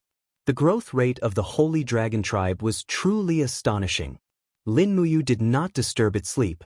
After absorbing so much spiritual energy, the Acatosaurus needed a good sleep to digest it and make it its own. Even when dawn came, there was still no sign of Tang Xiaoxi. However, the Acatosaurus was already jumping around in the snow like a little puppy. Lin Muyu was not in the mood to enjoy its fun and continued to guard the snow with a heavy heart. But at this moment, suddenly, the rumbling sound of iron chains came from the Seven Seas Pass, and the iron gate slowly opened. Have the patrols come out again? Lin Muyu thought to herself. However, it was not the patrols who came out, but a group of people in Seven Seas Province's military uniform. Moreover, there were quite a few of them, close to 2,000 people, all wearing the same armor and weapons. It seemed that the people of Seven Seas City had also received the news. Lin Muyu frowned, but found that the 2,000 people of Seven Seas City were actually coming straight for her. They were very fast, and it was already too late to get on a horse to dodge. There's someone there, surround him. When Lin Muyu stood up, she was already heavily surrounded. A group of Seven Seas City soldiers looked at her with swords drawn, as if they might attack at any time. Lightly patting the badge on her shoulder and the imperial military rank on her collar, Lin Muyu said lightly, "Are your dog eyes blind? Don't you recognize these?" A centurion respectfully cupped his fists and said, "General, we recognize the military rank, but the area outside the Seven Seas Pass is originally a restricted area. May I know why you are here alone? I'll go wherever I want. Besides, this is the territory of North Ridge Province, not Seven Seas City." "But you—" Lin Muyu raised her sword-like eyebrows and shouted angrily, "The army of Seven Seas Province dares to trespass the imperial territory without the emperor's order. What crime do you deserve?"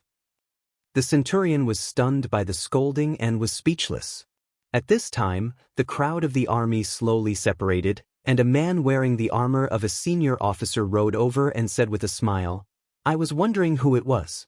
It turns out to be the second of the 4 heroes of Lanyan, Lin Muyu. Tang Bin." Lin Muyu also recognized him and said, "Lin Muyu greets young master Tang Bin. No need to be so polite." Tang Bin looked at him deeply and said, "Lord Lin Muyu is now the general of the south and also the commander of the Eagle Nest camp. Why would you come to the Seven Seas Pass alone?" Lin Muyu narrowed his eyes. "I'm afraid you have to ask young master Tang Bin this question. Didn't you also bring a large group of people over?" Tang Bin revealed a sorrowful expression and said, "Yes, we have received Yu's letter early in the morning. It is unknown whether Xiaoxi is alive or dead. Grandfather is very worried about her safety, so he sent more than 2,000 warriors of the family personally led by me to the dragon-seeking forest to search for Xiaoxi's whereabouts. Lin Muyu Darren, the purpose of your trip is?" Lin Muyu cupped her fists. "I entered the dragon-seeking forest to search for Xiaoxi under His Majesty's imperial edict. So our purpose is the same." Tang Bin smiled slightly. "Lord, entering the dragon-seeking forest alone, one fear that something bad will happen. How about you follow us to search for Xiaoxi? How about it?" "This," Lin Muyu smiled. "I'm used to being alone, so it's better for me to be alone." "Really?" A trace of coldness flashed past Tang Bin's eyes as he said with a smile, "Xiaoxi is grandfather's most doted junior. Her life and death is related to the fate of the entire Seven Seas City, so there must not be any mistakes in this matter. Lord Lin Muyu Darren should come with us, otherwise if anything happens, Tang Bin will not be able to explain to grandfather and His Majesty.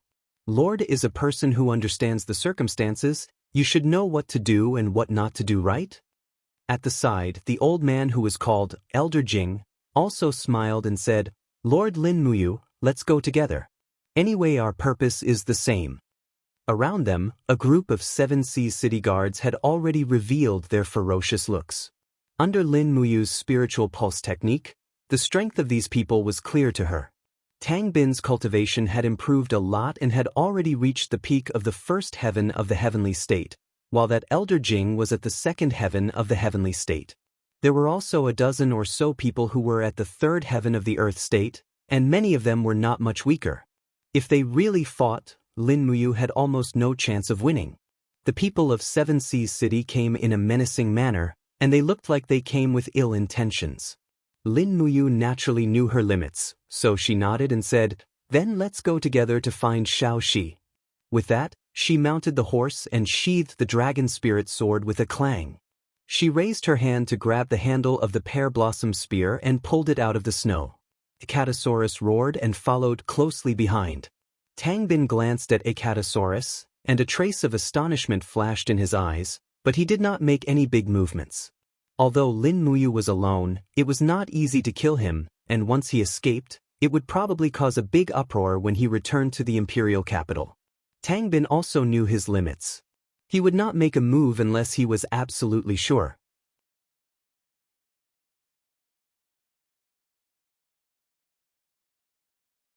Chapter 268. At the northern border of the dragon-seeking forest, everything was revived and the place was filled with lush greenery. Qin Yin, Feng Jixing and Chu Chu rode on their horses, followed by 2,000 imperial guards. Zhang Wei walked in front of the imperial guards with a steel saber in hand. He was the guard leader appointed by Feng Jixing for this trip. Your Highness, we've entered the depths of the dragon-seeking forest. Chu Chu frowned. There are spirit beasts that have lived for more than 5,000 years here. I'm worried that if we go deeper, the imperial guards might not be able to protect themselves even if we can protect ourselves. Feng Jixing nodded. Yes, we were attacked by a dragon snake when we entered the dragon-seeking forest. Of the thousands of imperial guards, a few hundred were killed. The attacks of large spirit beasts are not to be underestimated. Qin Yin's face was covered by a cloak. She sighed softly. Then let them wait here or return to Lanyan City on their own. We'll continue to look for Xiaoxi. Zhang Wei quickly cupped his fists. Your Highness, why are you looking down on us? As members of the Imperial Guards, we'd rather die in the dragon-seeking forest than be cowardly. Moreover, the more people we have, the greater the search area. The dragon-seeking forest is so huge that it's too difficult to find a single person. Naturally, the more the better. Qin Yin's voice was as soft as a mosquito's buzz. What does General Feng think? Feng Jixing's expression was calm. Pass down my order. Every 100 people in a group, bring along war drums and torches. Once we encounter a powerful spirit beast, light the torches immediately. Spirit beasts are usually afraid of fire. Also, the noise from the war drums can intimidate the spirit beasts. That's all. Don't stray too far away. Find Princess Xi as soon as possible. Zhang Wei nodded. Chu Chu took out a map scroll and glanced at it. If we go any further, we'll reach the legendary Blood Marsh. The Blood Marsh is filled with poisonous gas. Should we take a detour? Blood Marsh? Qin Yin's gaze was serene. She said faintly, order the army to station outside. Elder Chu, follow me into the blood swamp to find out what's going on. Your Highness, are you really going to enter the Blood Marsh? Yes. Qin Yin turned to look at Chu Chu and said, I have the blood of the true dragon flowing in my veins, so the poisonous gas in the Blood Marsh can't do anything to me. Chu has a sanctuary realm body, so he shouldn't be afraid of some poisonous gas. There are so many of us, but Xiaoxi is alone. I don't know how she survived alone in the dragon-seeking forest. Chu, follow me in. This old one obeys. Chu Chu nodded. Feng Jixing raised his wind cutter and ordered everyone to stay where they were. Blood Qi rose up in front of them, as if it was purgatory on earth. The water in the Blood Marsh was the color of blood, and it was boiling non-stop. Occasionally, some poisonous creatures like snakes and scorpions would scuttle past. It looked very frightening. Feng Jixing's cultivation was not bad, but he was still immortal in terms of resistance to poison, so he couldn't act rashly. Qin Yin got off the horse and stepped into the Blood Marsh step by step. 3 golden god-binding chains circled around her, protecting her from the invasion of any poisonous gas. Chu Chu also circulated his sanctuary realm battle energy, forming a protective wall around him to block the invasion of the poisonous gas. Looking at Qin Yin's figure in front of him, he couldn't help but sigh. It was said that the Qin clan's bloodline was inherited from the true dragon. It seemed that this was true. Ordinary people would die within half a minute after entering the Blood Marsh, but Qin Yin was safe and sound as she walked in the Blood Marsh. Jejia, In the darkness, a dark red lizard was sticking out its red tongue as it followed Qin Yin from a distance. There were 5 golden patterns on its head, and it was clearly a 5,000-year-old spirit beast. A few smaller lizards followed behind it, and they were all at least 3,000-year-old spirit beasts. The group of lizards glared at the people who had entered the blood swamp, and they looked like they were ready to attack at any time. "Be careful, Your Highness," Chu Chu reminded. Qin Yin smiled faintly and said, It's fine." She walked on the dry, blood-colored ground. Suddenly, her do qi rose. With every step she took, the pale golden god-binding chains turned into ripples that spread out in all directions, carrying with it the faint sound of a divine oracle. A wave of true Dragon King's energy was contained within. Suddenly, those lizards in the distance screeched and retreated one after another. It was as if they had seen a true dragon. They shrunk back into the cave, not daring to look up again. Chu Chu clicked his tongue in wonder and looked around, saying, "Your Highness, it seems like no one has been here for the time being. Let's go. Staying here will only be a waste of time." Qin Yin's beautiful eyes looked around, and indeed, there was no trace of Tang Xiaoxi's aura. She reached out to cover her face with her cloak and nodded, saying, Let's go." After exiting the blood marsh, Feng Jixing hurriedly raised his blade and walked forward, asking with concern, "Your Highness, are you all right?" Qin Yin smiled faintly, "I'm fine, let's continue." "But Your Highness, it's already night. Why don't we set up camp and rest, then continue the search tomorrow morning?" "No." Qin Yin's gaze was unusually firm. "General Feng, the longer we wait, the longer Xiaoxi will be in danger. I feel a little uneasy. Xiaoxi's current situation is definitely not better than ours." "Yes, Your Highness." Chu Chu flipped over and mounted his horse, catching up to Qin Yin's warhorse, saying, "Your Highness, actually, I have something to say, but I'm not sure if I should say it."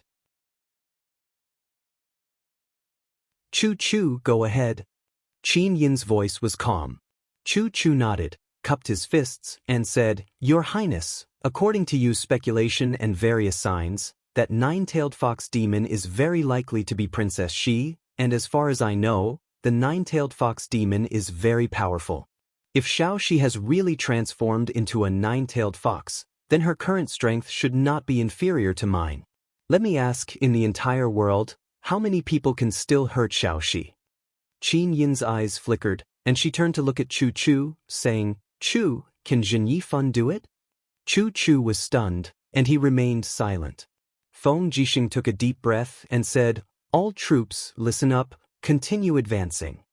In the blink of an eye, another 2 days passed, and this was already the 4th day since Tang Xiaoxi left Lanyan City. To the northwest of the dragon-seeking forest, a majestic group of people passed through the forest, but many soldiers were lying on the backs of their horses, wailing incessantly, and blood seeped through their clothes. This was already the 7th time the army of Qihai City had encountered a spirit beast in the dragon-seeking forest, and this time, it was an 8,200-year-old sword-horn beast. After a fierce battle, the army of Qihai City lost more than 100 people, and even Elder Jing was slightly injured. Although his cultivation was not bad, he did not have the wall of a bottle gourd to protect himself like Lin Muyu. Although he could kill the spirit beast, he could not escape unscathed. From the beginning to the end, Lin Muyu maintained a wait-and-see attitude, and did not have the slightest intention of making a move, because he saw vigilance and hostility in the eyes of Tang Bin and the others. Perhaps in the eyes of many people he, the adopted son of the emperor, was just a dog kept by the emperor. A guard rode forward and said respectfully, "Young master, Yingzhao Mountain is just ahead." Yingzhao Mountain? Yes, Yingzhao Mountain got its name because of its resemblance to an ancient beast called Yingzhao. But according to the records in the Dragon-Seeking Journal, Yingzhao Mountain is a dangerous place. Thousands of years ago, the footprints of a 10,000-year-old sacred beast were found in Yingzhao Mountain. No one has been to Yingzhao Mountain in the last 100 years. Should we go around and not enter Yingzhao Mountain? Tang Bin shook his head and said, "Even if there is a 10,000-year-old sacred beast, we still have to enter Yingzhao Mountain. We do not know where Xiaoxi is now, and we cannot let go of any possible place. Tonight, We will set up camp in Inzhao Mountain. We will leave early tomorrow morning and continue advancing eastward. Tang Bin then said, prepare food and wine. It is chilly in the spring, and we will hold a banquet in the camp tonight. We will entertain Lady Lin Muyu. Yes, I will prepare it right away. Lin Muyu smiled coldly at the side and said, young master, you are too kind. There is no need for a banquet. I am used to starving outside, and I am already very grateful for the food you have provided me for the past 2 days. What are you saying, lady? You would rather enter the dragon-seeking forest alone to find Xiaoxi. This is what I should do as a brother. Then I will not hold back. That is right. Further ahead, a lone peak stood between heaven and earth. It looked like a warhorse, except that there were 2 cliffs on its back, which looked like wings. This was the origin of Inzhao Mountain. However, unlike what was described in Seeking the Dragon, there were no 10,000-year-old sacred beasts in Inzhao Mountain. It was just a pack of wolves that were 1,000 to 2,000 years old, and they were quickly dispersed by the soldiers' torches and the clamor. They set up camp and rested. The central tent was occupied by Tang Bin, and the banquet was set up for the banquet. There were 3 tables of wine, which were used to entertain the generals who had worked hard on the journey. Lin Muyu was one of them. Tang Bin and Elder Jing were very enthusiastic in their hospitality. After drinking a lot of wine, Lin Muyu's face was already slightly red. She leaned against the side of the table, the knee pads of the holy temple armor against the legs of the table to maintain her balance. She was very drunk. General Lin? Elder Jing asked tentatively. Tang Bin also smiled and said, Lady Lin Muyu, have you drunk too much? Lin Muyu did not say anything, but she extended her spiritual pulse technique, focusing her spiritual senses between Tang Bin and Elder Jing, and even began to infiltrate their thoughts. Not long after, she heard a voice from the bottom of Tang Bin's heart, as if she was hallucinating. Could it be that this boy really has drunk too much? He's so drunk that he's like mud, it's only a matter of a single slash. Moreover, he has a close relationship with little Shi. I'll first kill this brat, then after I find little Shi, I'll secretly kill her. Presumably, when I return, grandfather won't be able to blame me. Very good, but the problem is, where is little Shi? The 9-tailed demon fox. Hee, what the hell is that? Our Tang family does not have such a monster. Lin Muyu felt a chill in her heart when she heard this. It seemed that her spiritual pulse technique had gradually gained the ability to read minds. For scum like Tang Bin, who was not mentally strong and had an incomplete soul, it was easy to read his mind. But that Elder Jing was different. He had a strong will, and it was almost impossible to read anything. But that was enough. Tang Bin wanted to kill Tang Xiaoxi, and that was an indisputable fact. It was time to escape. If they did not leave now, they would definitely die in Inzhao Mountain tonight. At this moment, Lin Muyu suddenly opened her eyes. Her eyes were drowsy and swaying, and she smiled as she took out the dragon talisman from her bosom. Laughing loudly, she said, Do you recognize this item? Tang Bin and the others saw it, and many of the generals were so scared that they knelt on the ground. Dragon talisman. It is the dragon talisman. Seeing the dragon talisman was like seeing the emperor. Lin Muyu quickly stuffed the dragon talisman into her bosom and said with a smile, It is good that you recognize it. Now, I am going to relieve myself. Aha, generals, please continue drinking. There is no need to wait for me. She left the tent in a drunken state. The cold wind blew, and she was immediately refreshed. She went straight to the west side of the camp. But Elder Jing's cold voice came from behind her. General Lin, where do you think you are going? Men, catch him. How could Lin Muyu possibly turn around? She dove into the bushes and activated the falling star steps. Her entire body seemed to have transformed into a sharp ray of light as she fell into the distance. In an instant, the camp was thrown into chaos. One by one, the soldiers of Seven Seas City mounted their horses, but how could the horses catch up to Lin Muyu in the forest? In the cold wind, a figure could be seen flying over. It was Jing Lao. This Elder Jing was Tang Bin's man, not Tang Lon or Tang Xiaoxi. Lin Muyu suddenly made up her mind. Kill.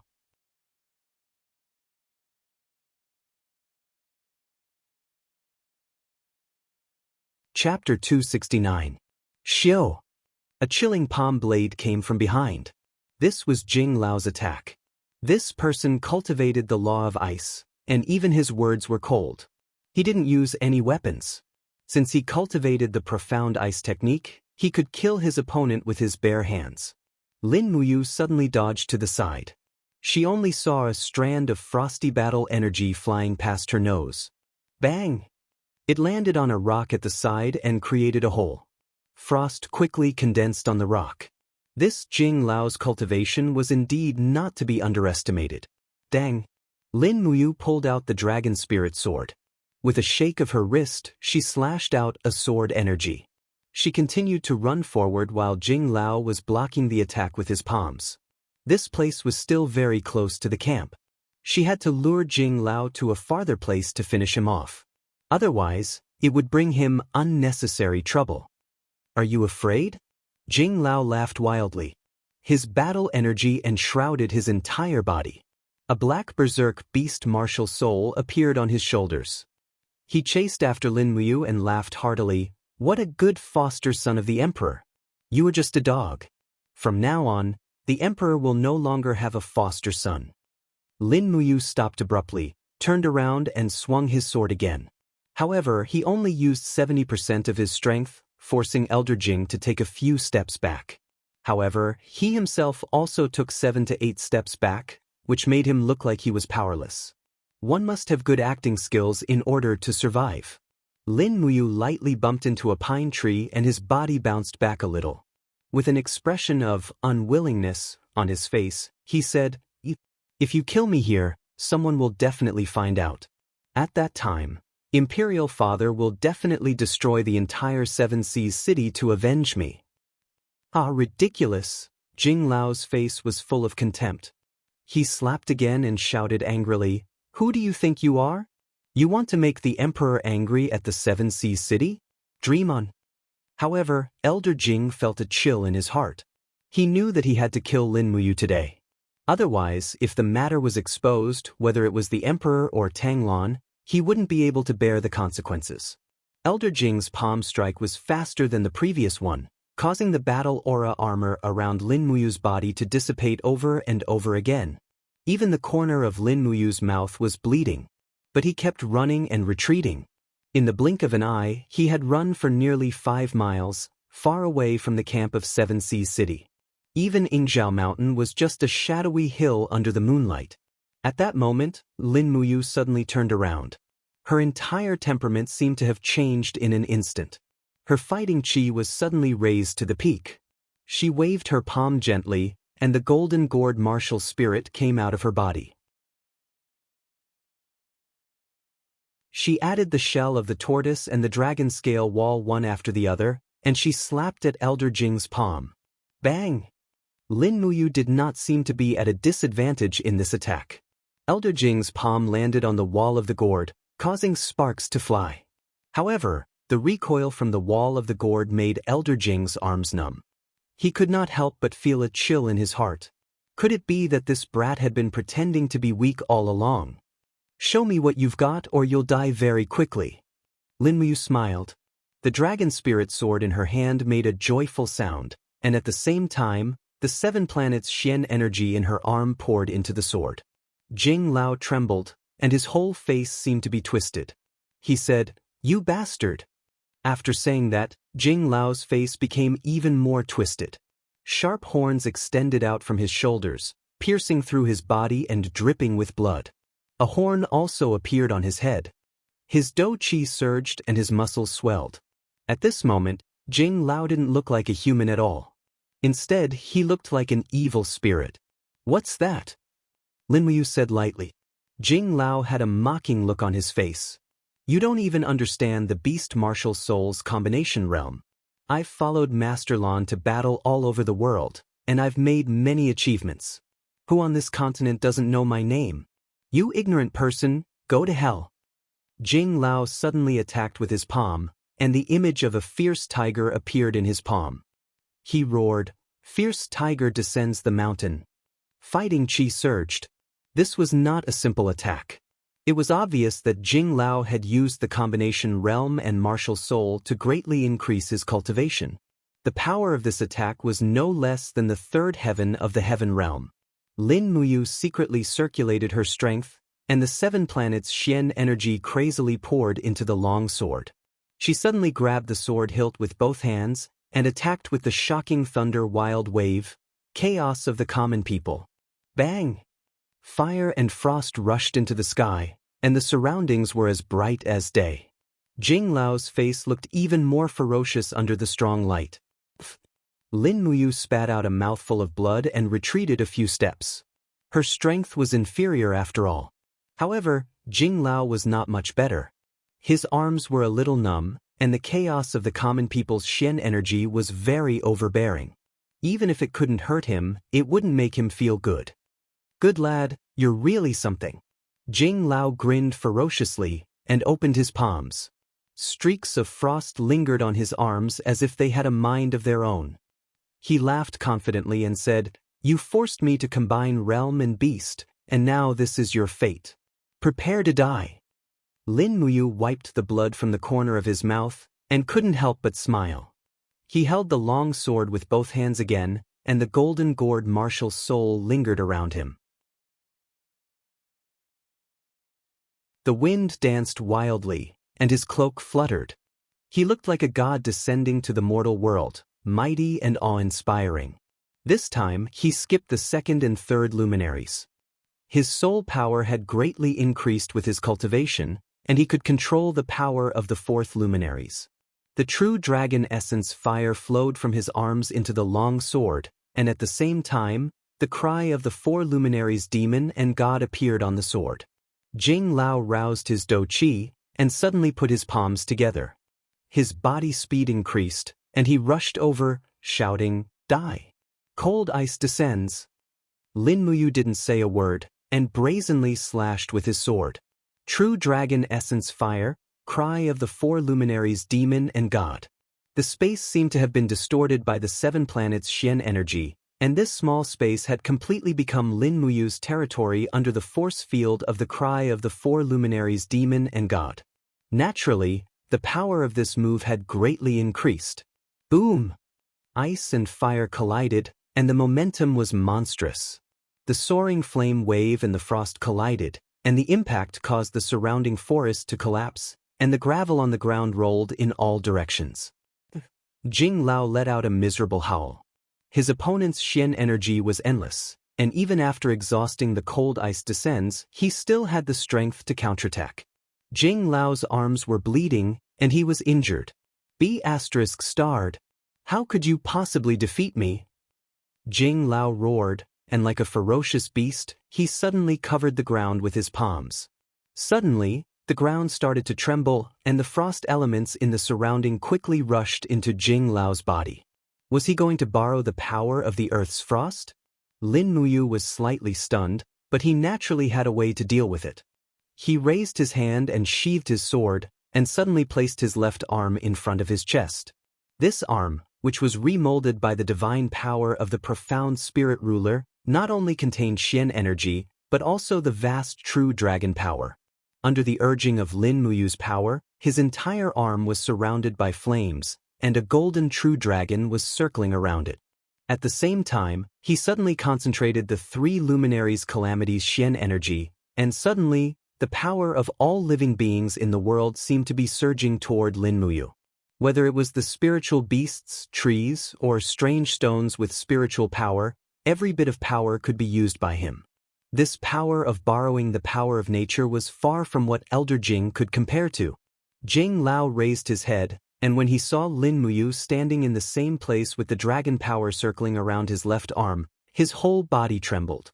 He lowered his head, and tears suddenly flowed out of his eyes. "Master Lan, I, Sima Jing, can no longer follow you to conquer the world. I wish you a peaceful life without worries." Roar! Elder Jing suddenly rushed over, and there was an inhuman roar coming from his mouth. He opened his palm, and endless coldness surged out of his palm. This was the killing intent of his move. Lin Muyu looked up and suddenly exerted force under his feet. His left arm was also blasted out with the vast Xian energy of flames. Bam! The earth-shaking and mountain-shaking attacks collided with each other. Even the point where the two collided quickly spun and condensed into a barrier of fire and ice. Shwa shwa, it rapidly spun. In the next moment, Elder Jing let out a miserable howl. The veins in his arms burst open, and blood splashed everywhere. It was a tragic sight to behold. Both of his arms had been crippled in an instant. I'll grant you a quick death. Lin Muyu still had some strength left. She leaped forward with her sword, and the sword light directly slashed at Elder Jing's neck. Elder Jing's eyes widened, and he roared, I have battle armor to protect me. You want to kill me with this scrap of metal? The young master will be here soon. Just wait for your death, Lin Muyu. However, Lin Muyu didn't say a word, and her sword began to fall quickly. With a bang, the dragon spirit sword was unable to break the battle armor, and was directly blocked by the chi armor. But with a flash of light, the light-splitting slash penetrated the battle armor and fell directly on Elder Jing's neck. The light-splitting slash passed through the battle armor, and a huge rock behind him was forcibly cut in half. Elder Jing let out a beast-like howl, and the next moment, blood splattered, and his entire head turned over and fell from his neck. Lin Muyu watched indifferently as Elder Jing fell. She quickly walked forward and reached for a small spatial bag at Elder Jing's waist. She didn't even have time to check what was inside. She stuffed the bag into her clothes, sheathed her sword, and leaped more than 10 meters away, disappearing in the cold forest in the blink of an eye. The night wind was cold, and only Elder Jing's corpse was left lying there. It quickly turned cold, and even the blood that had spilled on the rock quickly froze. Winner takes all, and loser takes all. This was the law of this world. Elder Jing and Lin Muyu both knew that since they had already laid their cards on the table, one of them had to die. Although Lin Muyu was kind, he wasn't a coward. If anyone wanted to kill him, he wouldn't hesitate to kill them first. As the young master of the Long Xian group, he wasn't a good person. Once he became ruthless, any of his opponents would probably tremble in fear. Otherwise, Lin Muyu wouldn't have been able to sit on the throne of the martial god. In the cold night, they sped through the forest with falling star steps. Oh? The little dragon's cry came from the other space, and it seemed to be acting coquettishly. Lin Muyu didn't pay attention to it. Instead of the joy of defeating Elder Jing, he was more worried about Tang Xiaoxi's whereabouts. Under the moonlight, he seemed to be all alone.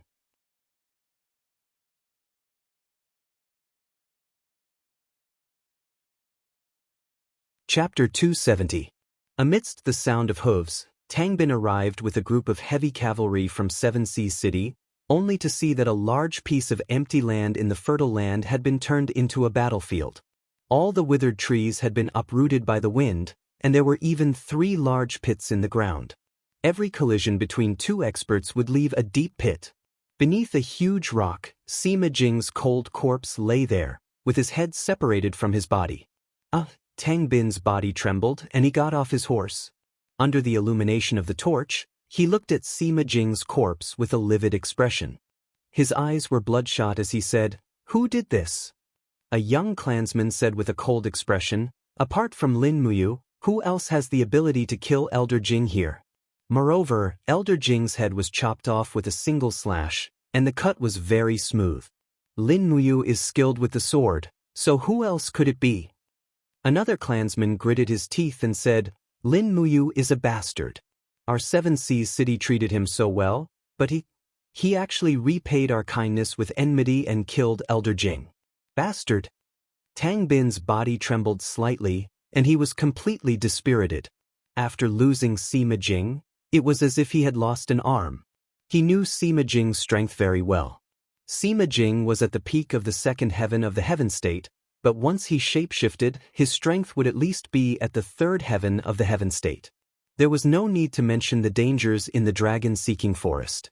Whether they could kill the 9-tailed fox demon after losing Sima Jing was a problem. After a while, he said calmly, "Bury Elder Jing on the spot." "But young master..."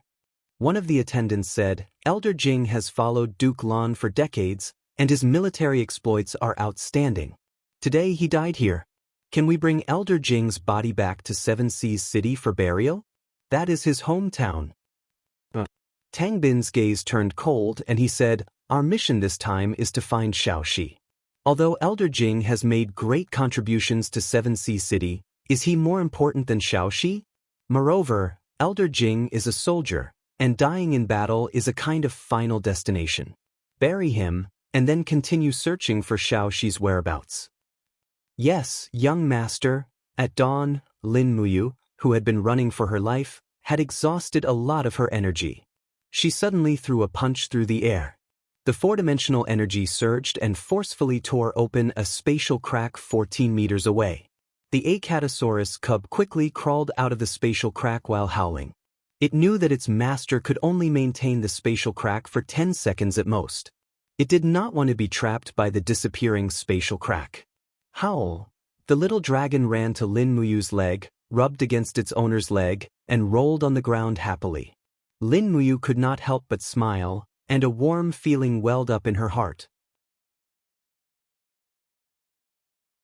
She thought about how Tang Xiaoxi loved this Acatosaurus in the hunting ground, but now, she was nowhere to be found, and people even called her a monster. Lin Muyu felt very sad. She hugged the Acatosaurus and sat under the tree, her body trembling slightly. After a long time, the weakened state of the falling star step disappeared. Lin Muyu immediately stood up and picked up some dry firewood to start a bonfire. At the same time, she used the magic noise blade to kill a rabbit, skinned it, and roasted it on a tree branch. While roasting the rabbit, she took out the dimensional bag that she snatched from Elder Jing. The storage space of this dimensional bag was not big, at least, it was far less than the Qingquan bag. The things that Elder Jing collected were also very strange.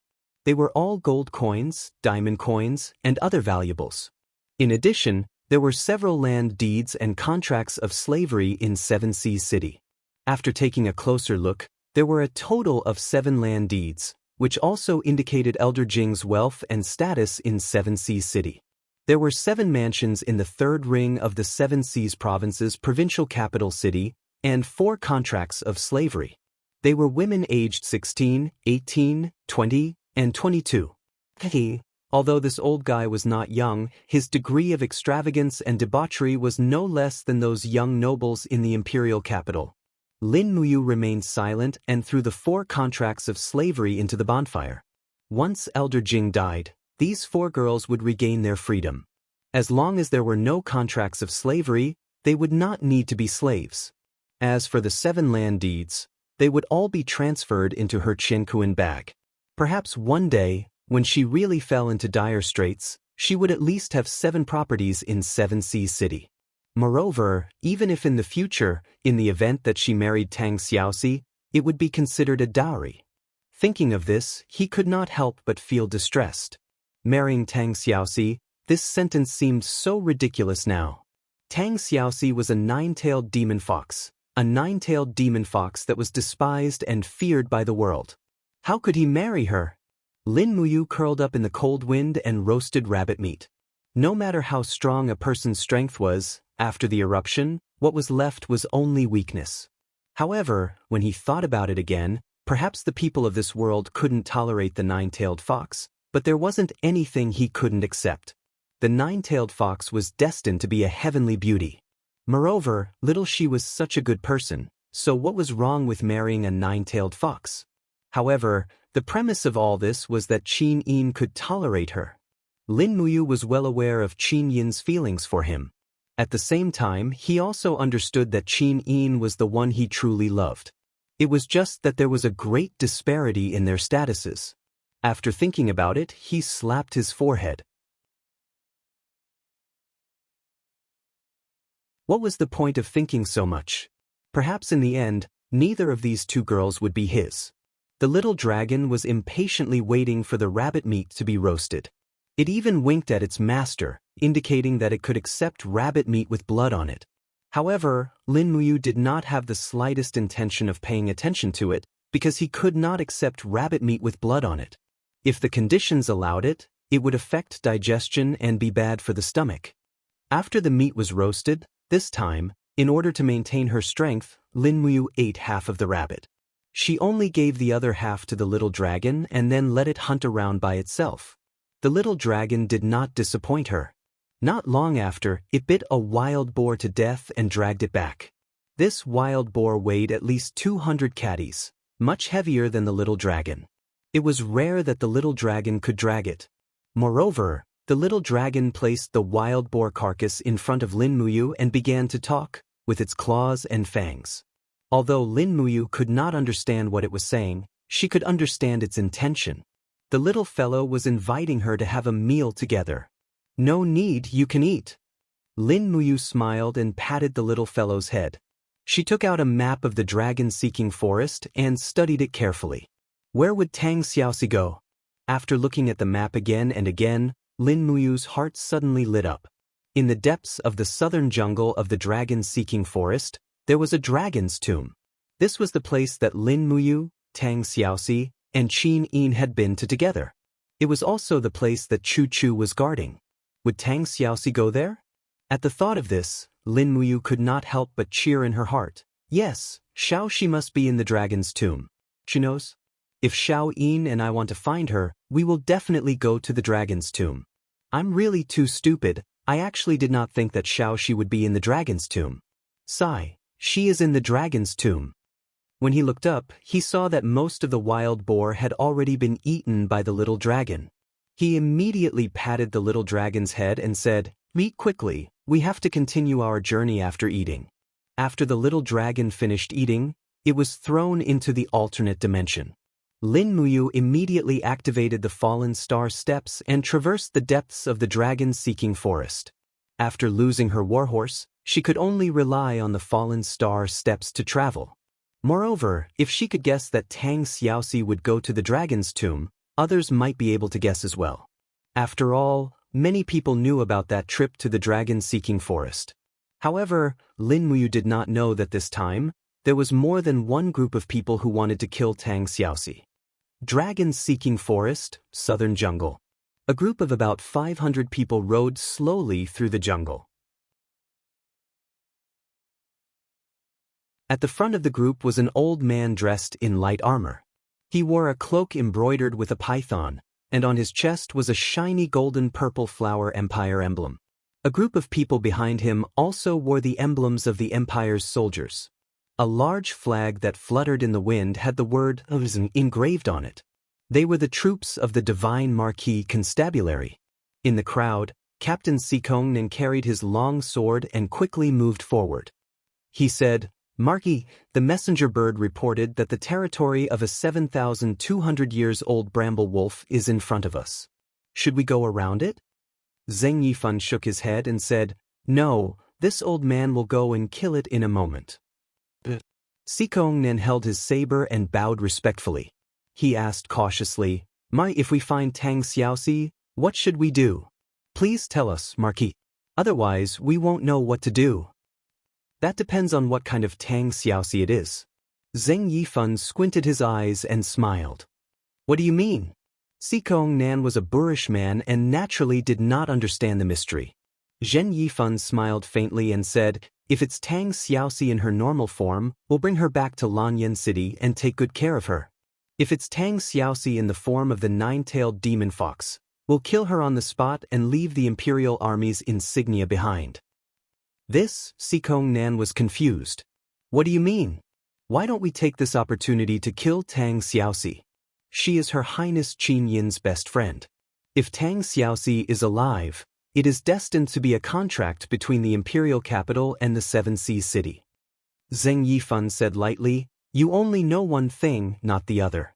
If the Divine Marquis residence kills Tang Xiaoxi, then we will offend Tang Lan. What good will that do us? So if Tang Xiaoxi is normal, we will bring her back and Tang Lan will naturally be grateful to the Divine Marquis residence. But if Tang Xiaoxi is still a nine-tailed fox demon, then we will kill her and leave the Imperial Army emblem on her so that the Seven Seas city will know that it was Feng Jixing who killed Tang Xiaoxi. This way, the contract between the Lanyan city and the Seven Seas city will fall apart on its own. Isn't this the result we want? Sikongnen suddenly understood. He cupped his fists and said, "The Marquis residence is truly a man of God." Zheng Yifan's eyes dimmed as he said, "This is just wishful thinking on our part. Heaven knows what is going on now. Perhaps Tang Xiaoxi was killed by the spiritual beasts in the dragon-seeking forest, or perhaps she could not withstand the power of the nine-tailed fox demon and self-destructed. For now, we can only take one step at a time. Anyway, remember, do not act rashly at any time. Also, do not clash with Her Highness Yin's army. Now is not the time."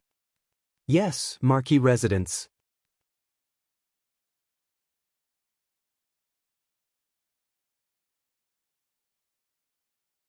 Chapter 271. After devouring the beast spirit of a 3,400-year-old wolf, a golden line appeared on the little dragon's head for the first time. It had finally stepped into the ranks of the 1,000-year spiritual beasts. "Awoo!" The cry was still the same. The holy dragon who took the path of acting cute was really unbearable. Lin Muyu looked at the satisfied Acatosaurus on the ground and couldn't help but ask with a smile, "Little Apple, your strength has once again made a qualitative leap. Show me what is your ability now." The Acatosaurus turned over and got up from the ground. Whoa. It stomped its front feet on the ground, and its momentum seemed to have changed. The scales on its back stood up one by one, and actually formed a dragon armor blade. The next moment, the little dragon suddenly curled up its body, opened its mouth, and bit its tail, forming a circle on the ground and rolling on the ground. The dragon armor blade could be seen crushing the grass, trees, and even rocks into pieces. This was really too terrifying. Lin Muyu was shocked. Invincible? Invincible firestorm wheels?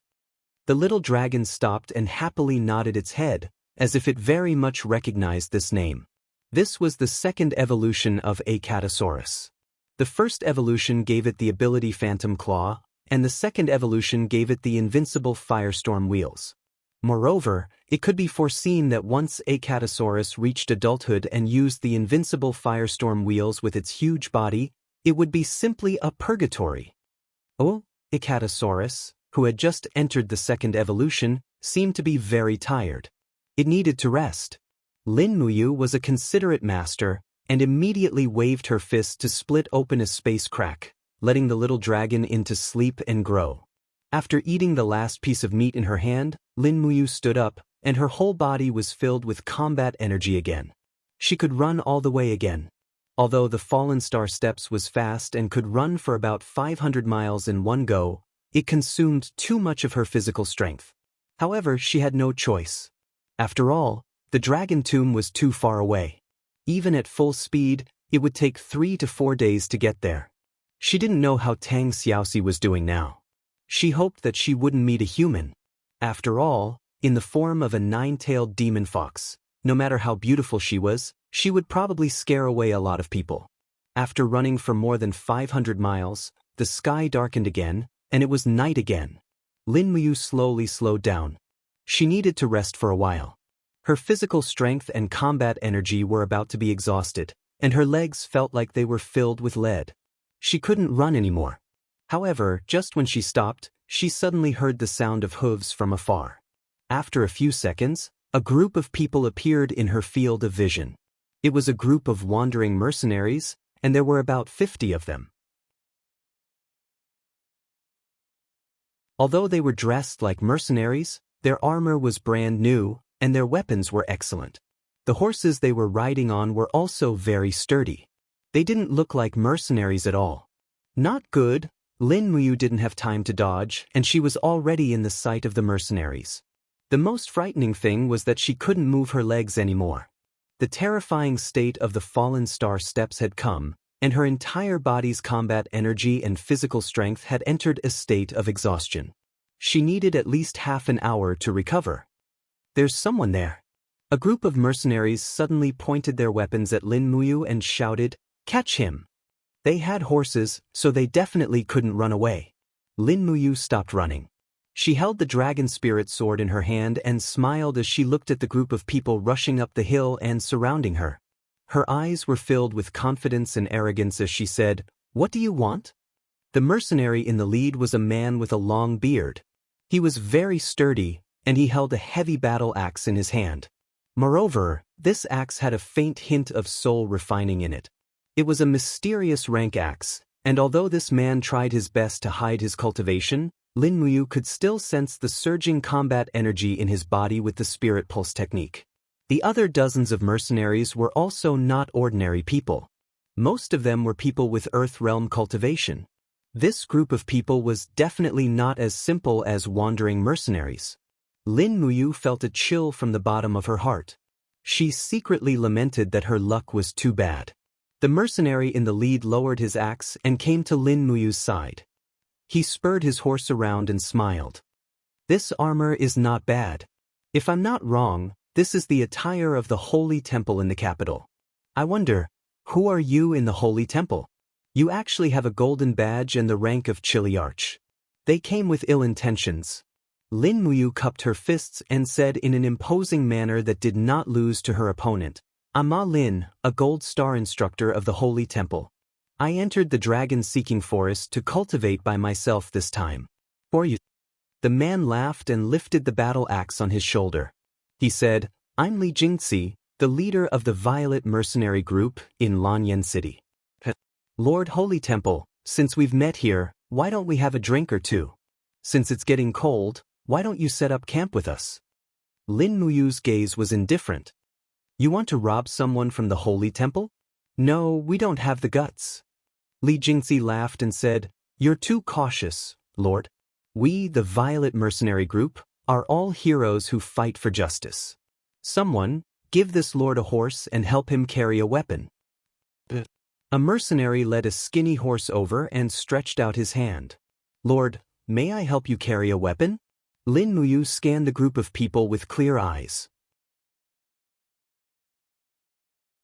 She noticed that many of them were injured. There was even a person at the back with a broken arm. Even the strongest person in the group, Li Jingxi, was injured. Although he was wearing a battle knee brace made of cowhide, blood was seeping out of his gray pants. Seeing this, Lin Muyu couldn't help but smile. The reason why these people didn't make a move now was probably because they didn't have full confidence. After all, none of the gold stars in the Holy Temple were easy to deal with. She could not lose her momentum. She was also at the end of her rope and needed time to rest. At this time, she could only rely on her momentum to find a chance to survive. She raised her hand and handed the Dragon Soul sword to the mercenary. "Take care of it." "Yes, Lord." Mounting the horse, Lin Muyu fastened her cloak and said, "Where are you going to camp today, Commander Li? From the looks of it, you must have just killed a powerful spirit beast." Li Jingxi knew he could not deceive her. He nodded and said, "Yes, we met a 6,400-year-old bear of earth on the way. I lost dozens of men to injure it, but the bear of earth still left with heavy injuries." "If that's the case." An idea came to Lin Muyu and she smiled. "Then we'll rest for the night. Tomorrow, we'll find this bear of earth." Li Jingxi was taken aback. "Lord, aren't you afraid of a 6,400-year-old spirit beast? What's there to be afraid of about a mere beast?" Lin Muyu's momentum was astonishing. She smiled and said, "We'll find the bear of earth's lair tomorrow. All you need to do is watch." "Good, that's great." With a faint smile on her face, Lin Muyu continued to ask, "I wonder, why did Commander Li bring your mercenary brothers so deep into the dragon-seeking forest? There shouldn't be anything you want here. If it was a mercenary mission, you wouldn't have to go so deep." Li Jingxi was taken aback. He was stumped by Lin Muyu's question. He scratched his head and smiled awkwardly. "I'm ashamed to say this. We originally planned to go to Seven Seas City, but we got lost in the dragon-seeking forest." Lin Muyu thought to herself, "Who are you trying to fool? Seven Seas City is north of the imperial capital. This place is almost south of the imperial capital. Even if you got lost, you wouldn't get lost to such an absurd extent, right?" However, he didn't expose her. After all, he was living under someone else's roof. He was relying on his momentum to support himself. If the opponent were to make things difficult for him, he wouldn't have it easy either. His body glowed with a faint golden light. The golden gourd martial spirit was slowly absorbing the spirit qi between heaven and earth to replenish his consumed dou qi. At the same time, his stamina was recovering. When Li Jingxi and the others found a cliff to set up camp, Lin Muyu's dou qi and stamina had completely recovered. However, she wasn't in a hurry to make a move.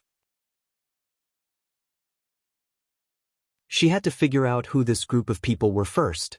4 bonfires were lit under the cliff. The groups surrounded the bonfires and began to cook soup. The accompanying warhorses carried some spirit beast corpses on their backs. They cut off the meat and cooked the soup. Not long after, the aroma filled the air. There was even a deer roasting on one of the bonfires. This group of people's lives were too extravagant. Not long after, Li Jingxi brought over a large jar of wine. He smiled and said, "Sir Ma Lin, it's warm and cold. Drink to warm your body. Let's drink until we're drunk." Alright. Drinking was good. When a person was drunk, they would be the most relaxed. This was the best time for Lin Muyu to use the mind-reading ability derived from the spirit pulse technique to find out what these people were thinking. Soon, everyone was already drunk. However, Li Jingxi didn't drink much. He spat out most of the wine into the towel that he used to wipe his mouth. He was really a wine expert. Lin Muyu smiled silently.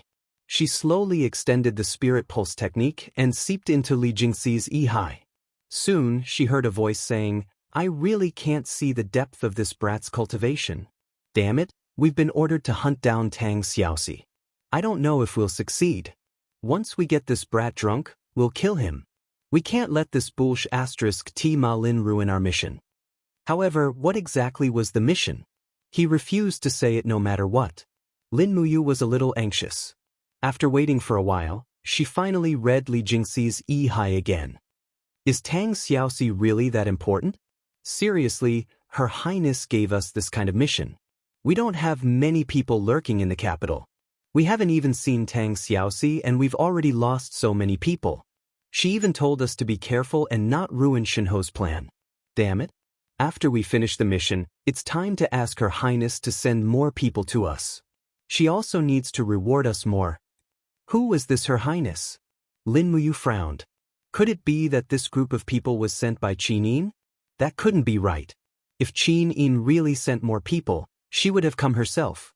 Where did this group of people come from? However, he didn't have time to continue reading Li Jingxi's mind. After a look from Li Jingxi, 4 mercenaries had already surrounded them. Each of them had their hands on the hilt of their swords. They didn't come with good intentions.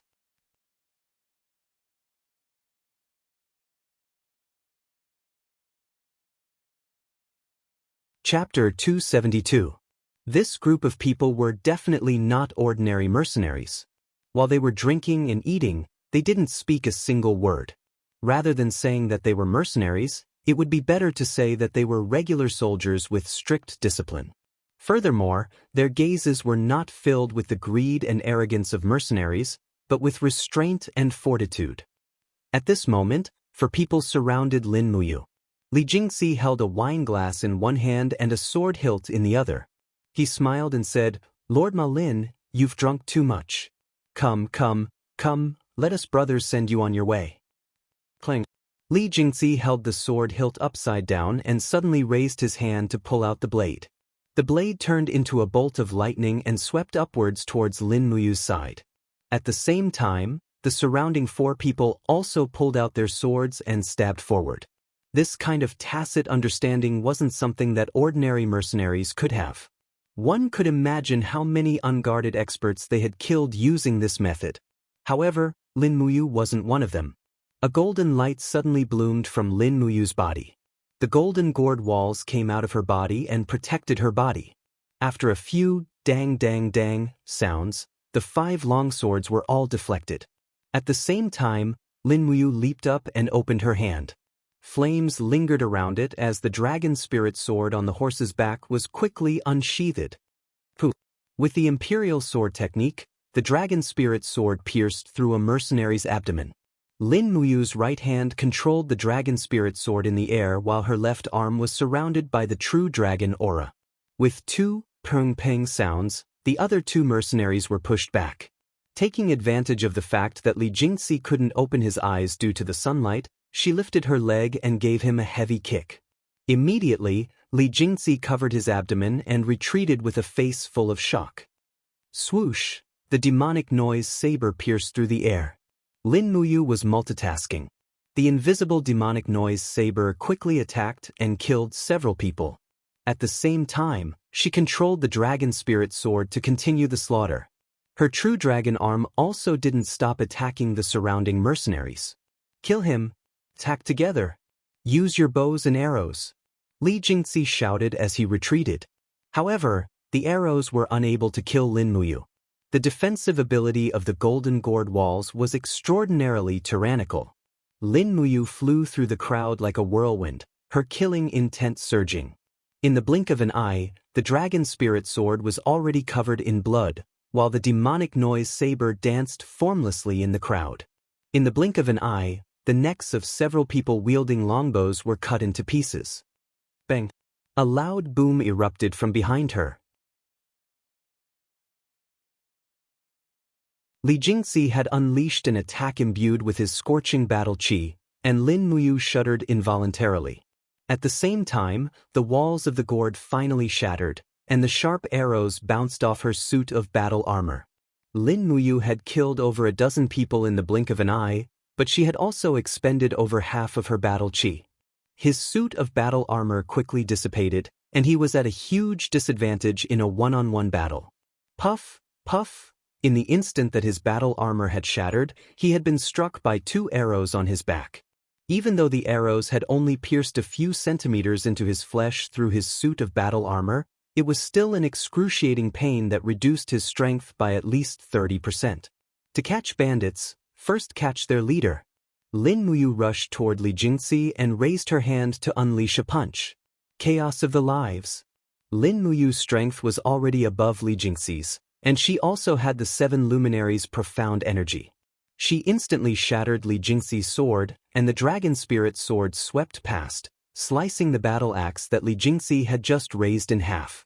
Her punch still landed squarely on Li Jingxi's chest, and the sound of ribs breaking could be heard clearly. Li Jingxi threw up a mouthful of blood, and there was no way he could struggle. Lin Muyu grabbed him with one hand, and she leaped onto a fine horse. She then slashed the reins and spurred the horse away. Behind them, a group of mercenaries also mounted their horses and chased after them.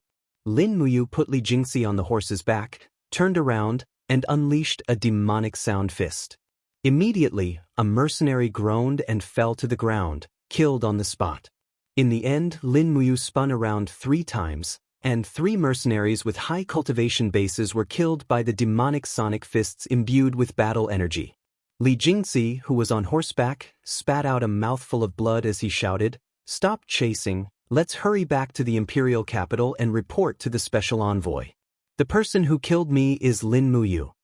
The group of mercenaries turned around and left without hesitation. Lin Muyu was also worried that they would chase after them, so she brought Li Jingxi and ran for dozens of miles before stopping. She lifted him up and threw him under an ancient tree. She said coldly, "Tell me, who are you people?" Li Jingxi's mouth was full of blood, and he laughed loudly. "I actually didn't recognize that you were Lin Muyu, I admit it. But you want to get anything out of me? Dream on." Lin Muyu suddenly pressed the dragon spirit sword against his neck, and said coldly, "Are you going to tell me or not?" Li Jingxi gritted his teeth and forcefully pushed his body forward. With a pu sound, the sharp dragon spirit sword directly pierced through his throat. Lin Muyu's eyes were indifferent. If he died, then he died.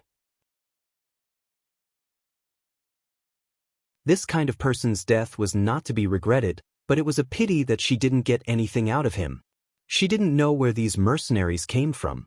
They looked like people from the army, but who in the Empire's army would make a move against an instructor from the Golden Star Temple? Could it be that this group of people were from the Divine Might Battalion? It didn't seem like it. Most of the soldiers from the Divine Might Battalion used long blades, and they used the military blade technique passed down by Xiang Wenin, wind blade technique. But this group of people mostly used swords, and their sword techniques were very strange and tricky. After searching Li Jingxi's corpse, She didn't find anything. This group of people seemed to have done a very good job in keeping secrets. If it wasn't for the mind-reading ability of the spirit pulse technique, she probably wouldn't even be able to find any clues. She rested beside Li Jingxi's corpse for a while, but she accidentally fell asleep. When Lin Muyu woke up, it was already dawn. It was another new day. After eating, she quickly galloped towards the southern forest. The dragon's tomb was getting closer and closer. In about a day, she would arrive there, but she didn't know what kind of things she would encounter. In the southwest direction of the dragon-seeking forest, the sound of hooves galloping could be heard. Tang Bin led over 1,000 Seven Seas City soldiers and galloped forward.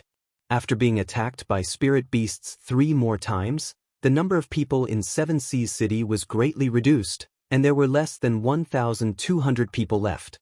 Although Tang Bin was furious, there was nothing he could do.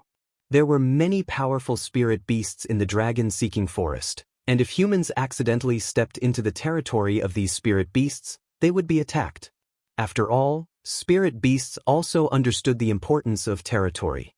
Those who dared to enter their territory were either enemies or food. There was no third possibility. After Elder Jing died, Tang Bin had been deeply worried. While speeding up the march, he was also worried about what kind of spirit beasts they would encounter next. And these Tang sect soldiers who came from Seven Seas City were already exhausted. The appearance of spirit beasts made them exhausted. Moreover, they didn't know where Tang Xiaoxi was at all. This trip didn't seem like they were looking for someone, but more like they were looking for death in the dragon-seeking forest. This dragon-seeking forest probably hadn't been this lively for several hundred years.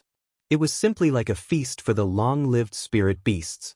Not long after, a scout galloped over and said respectfully, "Young master, we found a group of people in front of us. They came from Lanyan City." People from the imperial capital? Tang Bin raised his eyebrows. Is it the Imperial Army or the Imperial Army? Neither, it's the Divine Might Battalion's army. It seems that Divine Marquis Zheng Yifan is also among them. Zheng Yifan is here too. Tang Bin nodded and muttered, "Is Zheng Yifan here to find Xiaoxi or to kill Xiaoxi?" The scout shook his head. "I don't know." "How many people do they have?" "About 400 people, not too many. They're already here." "Young master, we can't hide anymore." "Is that so?" Tang Bin waved his hand and said, "Everyone be on guard, prepare for battle." The group of Tang sect soldiers unsheathed their weapons one after another. Behind them, many people took out longbows from the backs of their horses. If this was a real battle, the cavalry might not be as useful as the archers. After all, this wasn't an open field, and the warhorses couldn't increase their speed to the speed of a charge. Moreover, it was inconvenient for them to move around, so it was better to abandon their horses and use bows instead. This group of people were the elites of the Tang sect army. Naturally, they were very skilled in horsemanship, archery, and swordsmanship. Not long after, a group of people slowly approached from afar. They were carrying the flag of the Divine Might Battalion, and Zheng Yifan was at the front of the group. He rode over on his horse and smiled. "I was wondering who it was. So it's the young master of the Tang family." Tang Bin also smiled and said respectfully, "So it's the Marquis. I wonder, is the Divine Might Battalion also searching for Xiaoxi's whereabouts in the Dragon Forest?" Zheng Yifan nodded. "The nine-tailed demon fox kidnapped Princess Xi. His Majesty is anxious, so he ordered me to lead the Divine Might Battalion into the Dragon Forest to search for Princess Xi. Young Master Tang Bin, please don't be impatient. Princess Xi is blessed by the heavens, so she'll definitely be fine." Tang Bin smiled. "Thank you for your kind words, Mark. Do you know where Xiaoxi is? Or, where did the nine-tailed demon fox kidnap Xiaoxi?" Zheng Yifan stroked his beard and said, "Princess Xi once went to the dragon tomb in the south of the dragon-seeking forest with Her Highness Yin for an adventure. If I'm not mistaken, Princess Xi might be in the dragon tomb now." "I see," Tang Bin frowned and said, "Then please lead the way, Mark. We'll go to the dragon tomb together. At least we can look after each other." "That's fine." Zheng Yifan nodded. If we stay together, we can better deal with the unknown spiritual beasts in the dragon forest. However, I've already lost a lot of troops, but young master still has more than 1,000 troops. Why don't young master clear the path in front? What a cunning old fox. Tang Bin cursed in his heart. He gritted his teeth and said, "Why don't we do it this way? Let's go side by side. What do you think?" "That's good too. Maybe we'll be able to find Princess Shi earlier this way." Dragon-shaped valley was a valley in the depths of the dragon-seeking forest. There were hunters in the valley who made a living by hunting small wild beasts. This place was filled with outstanding people and was surrounded by cliffs. Only a small path in the valley could lead people in and out of the valley, creating a beautiful scene of paradise. Even though this valley was located in the depths of the dragon-seeking forest, the hunters in the valley were safe and sound. In a simple and crude courtyard, a rustling sound came from a fence made of bamboo branches. Clothes that were being hung to dry slid off the bamboo poles with a shwa-shwa sound. Inside the fence, a beautiful young girl was lying on the ground. Her skin was as white as snow and her figure was graceful. However, the 9 slightly swaying fiery red tails behind her looked exceptionally bewitching. She quickly put on a long dress, but unfortunately, the tails behind her were swaying unwillingly inside her clothes. This made her a little speechless and she could not help but smile faintly. However, at this moment, a child about 3 or 4 years old stood outside and asked in a tender voice, "Excuse me, are you a thief? Why did you steal mother's clothes?" The young girl stared at him in shock. Suddenly, she leaped out of the fence and disappeared into the forest after a few leaps. You're tuning in to the Journey of the Soul YouTube channel. Don't forget to subscribe and join us on this journey to catch the most captivating stories.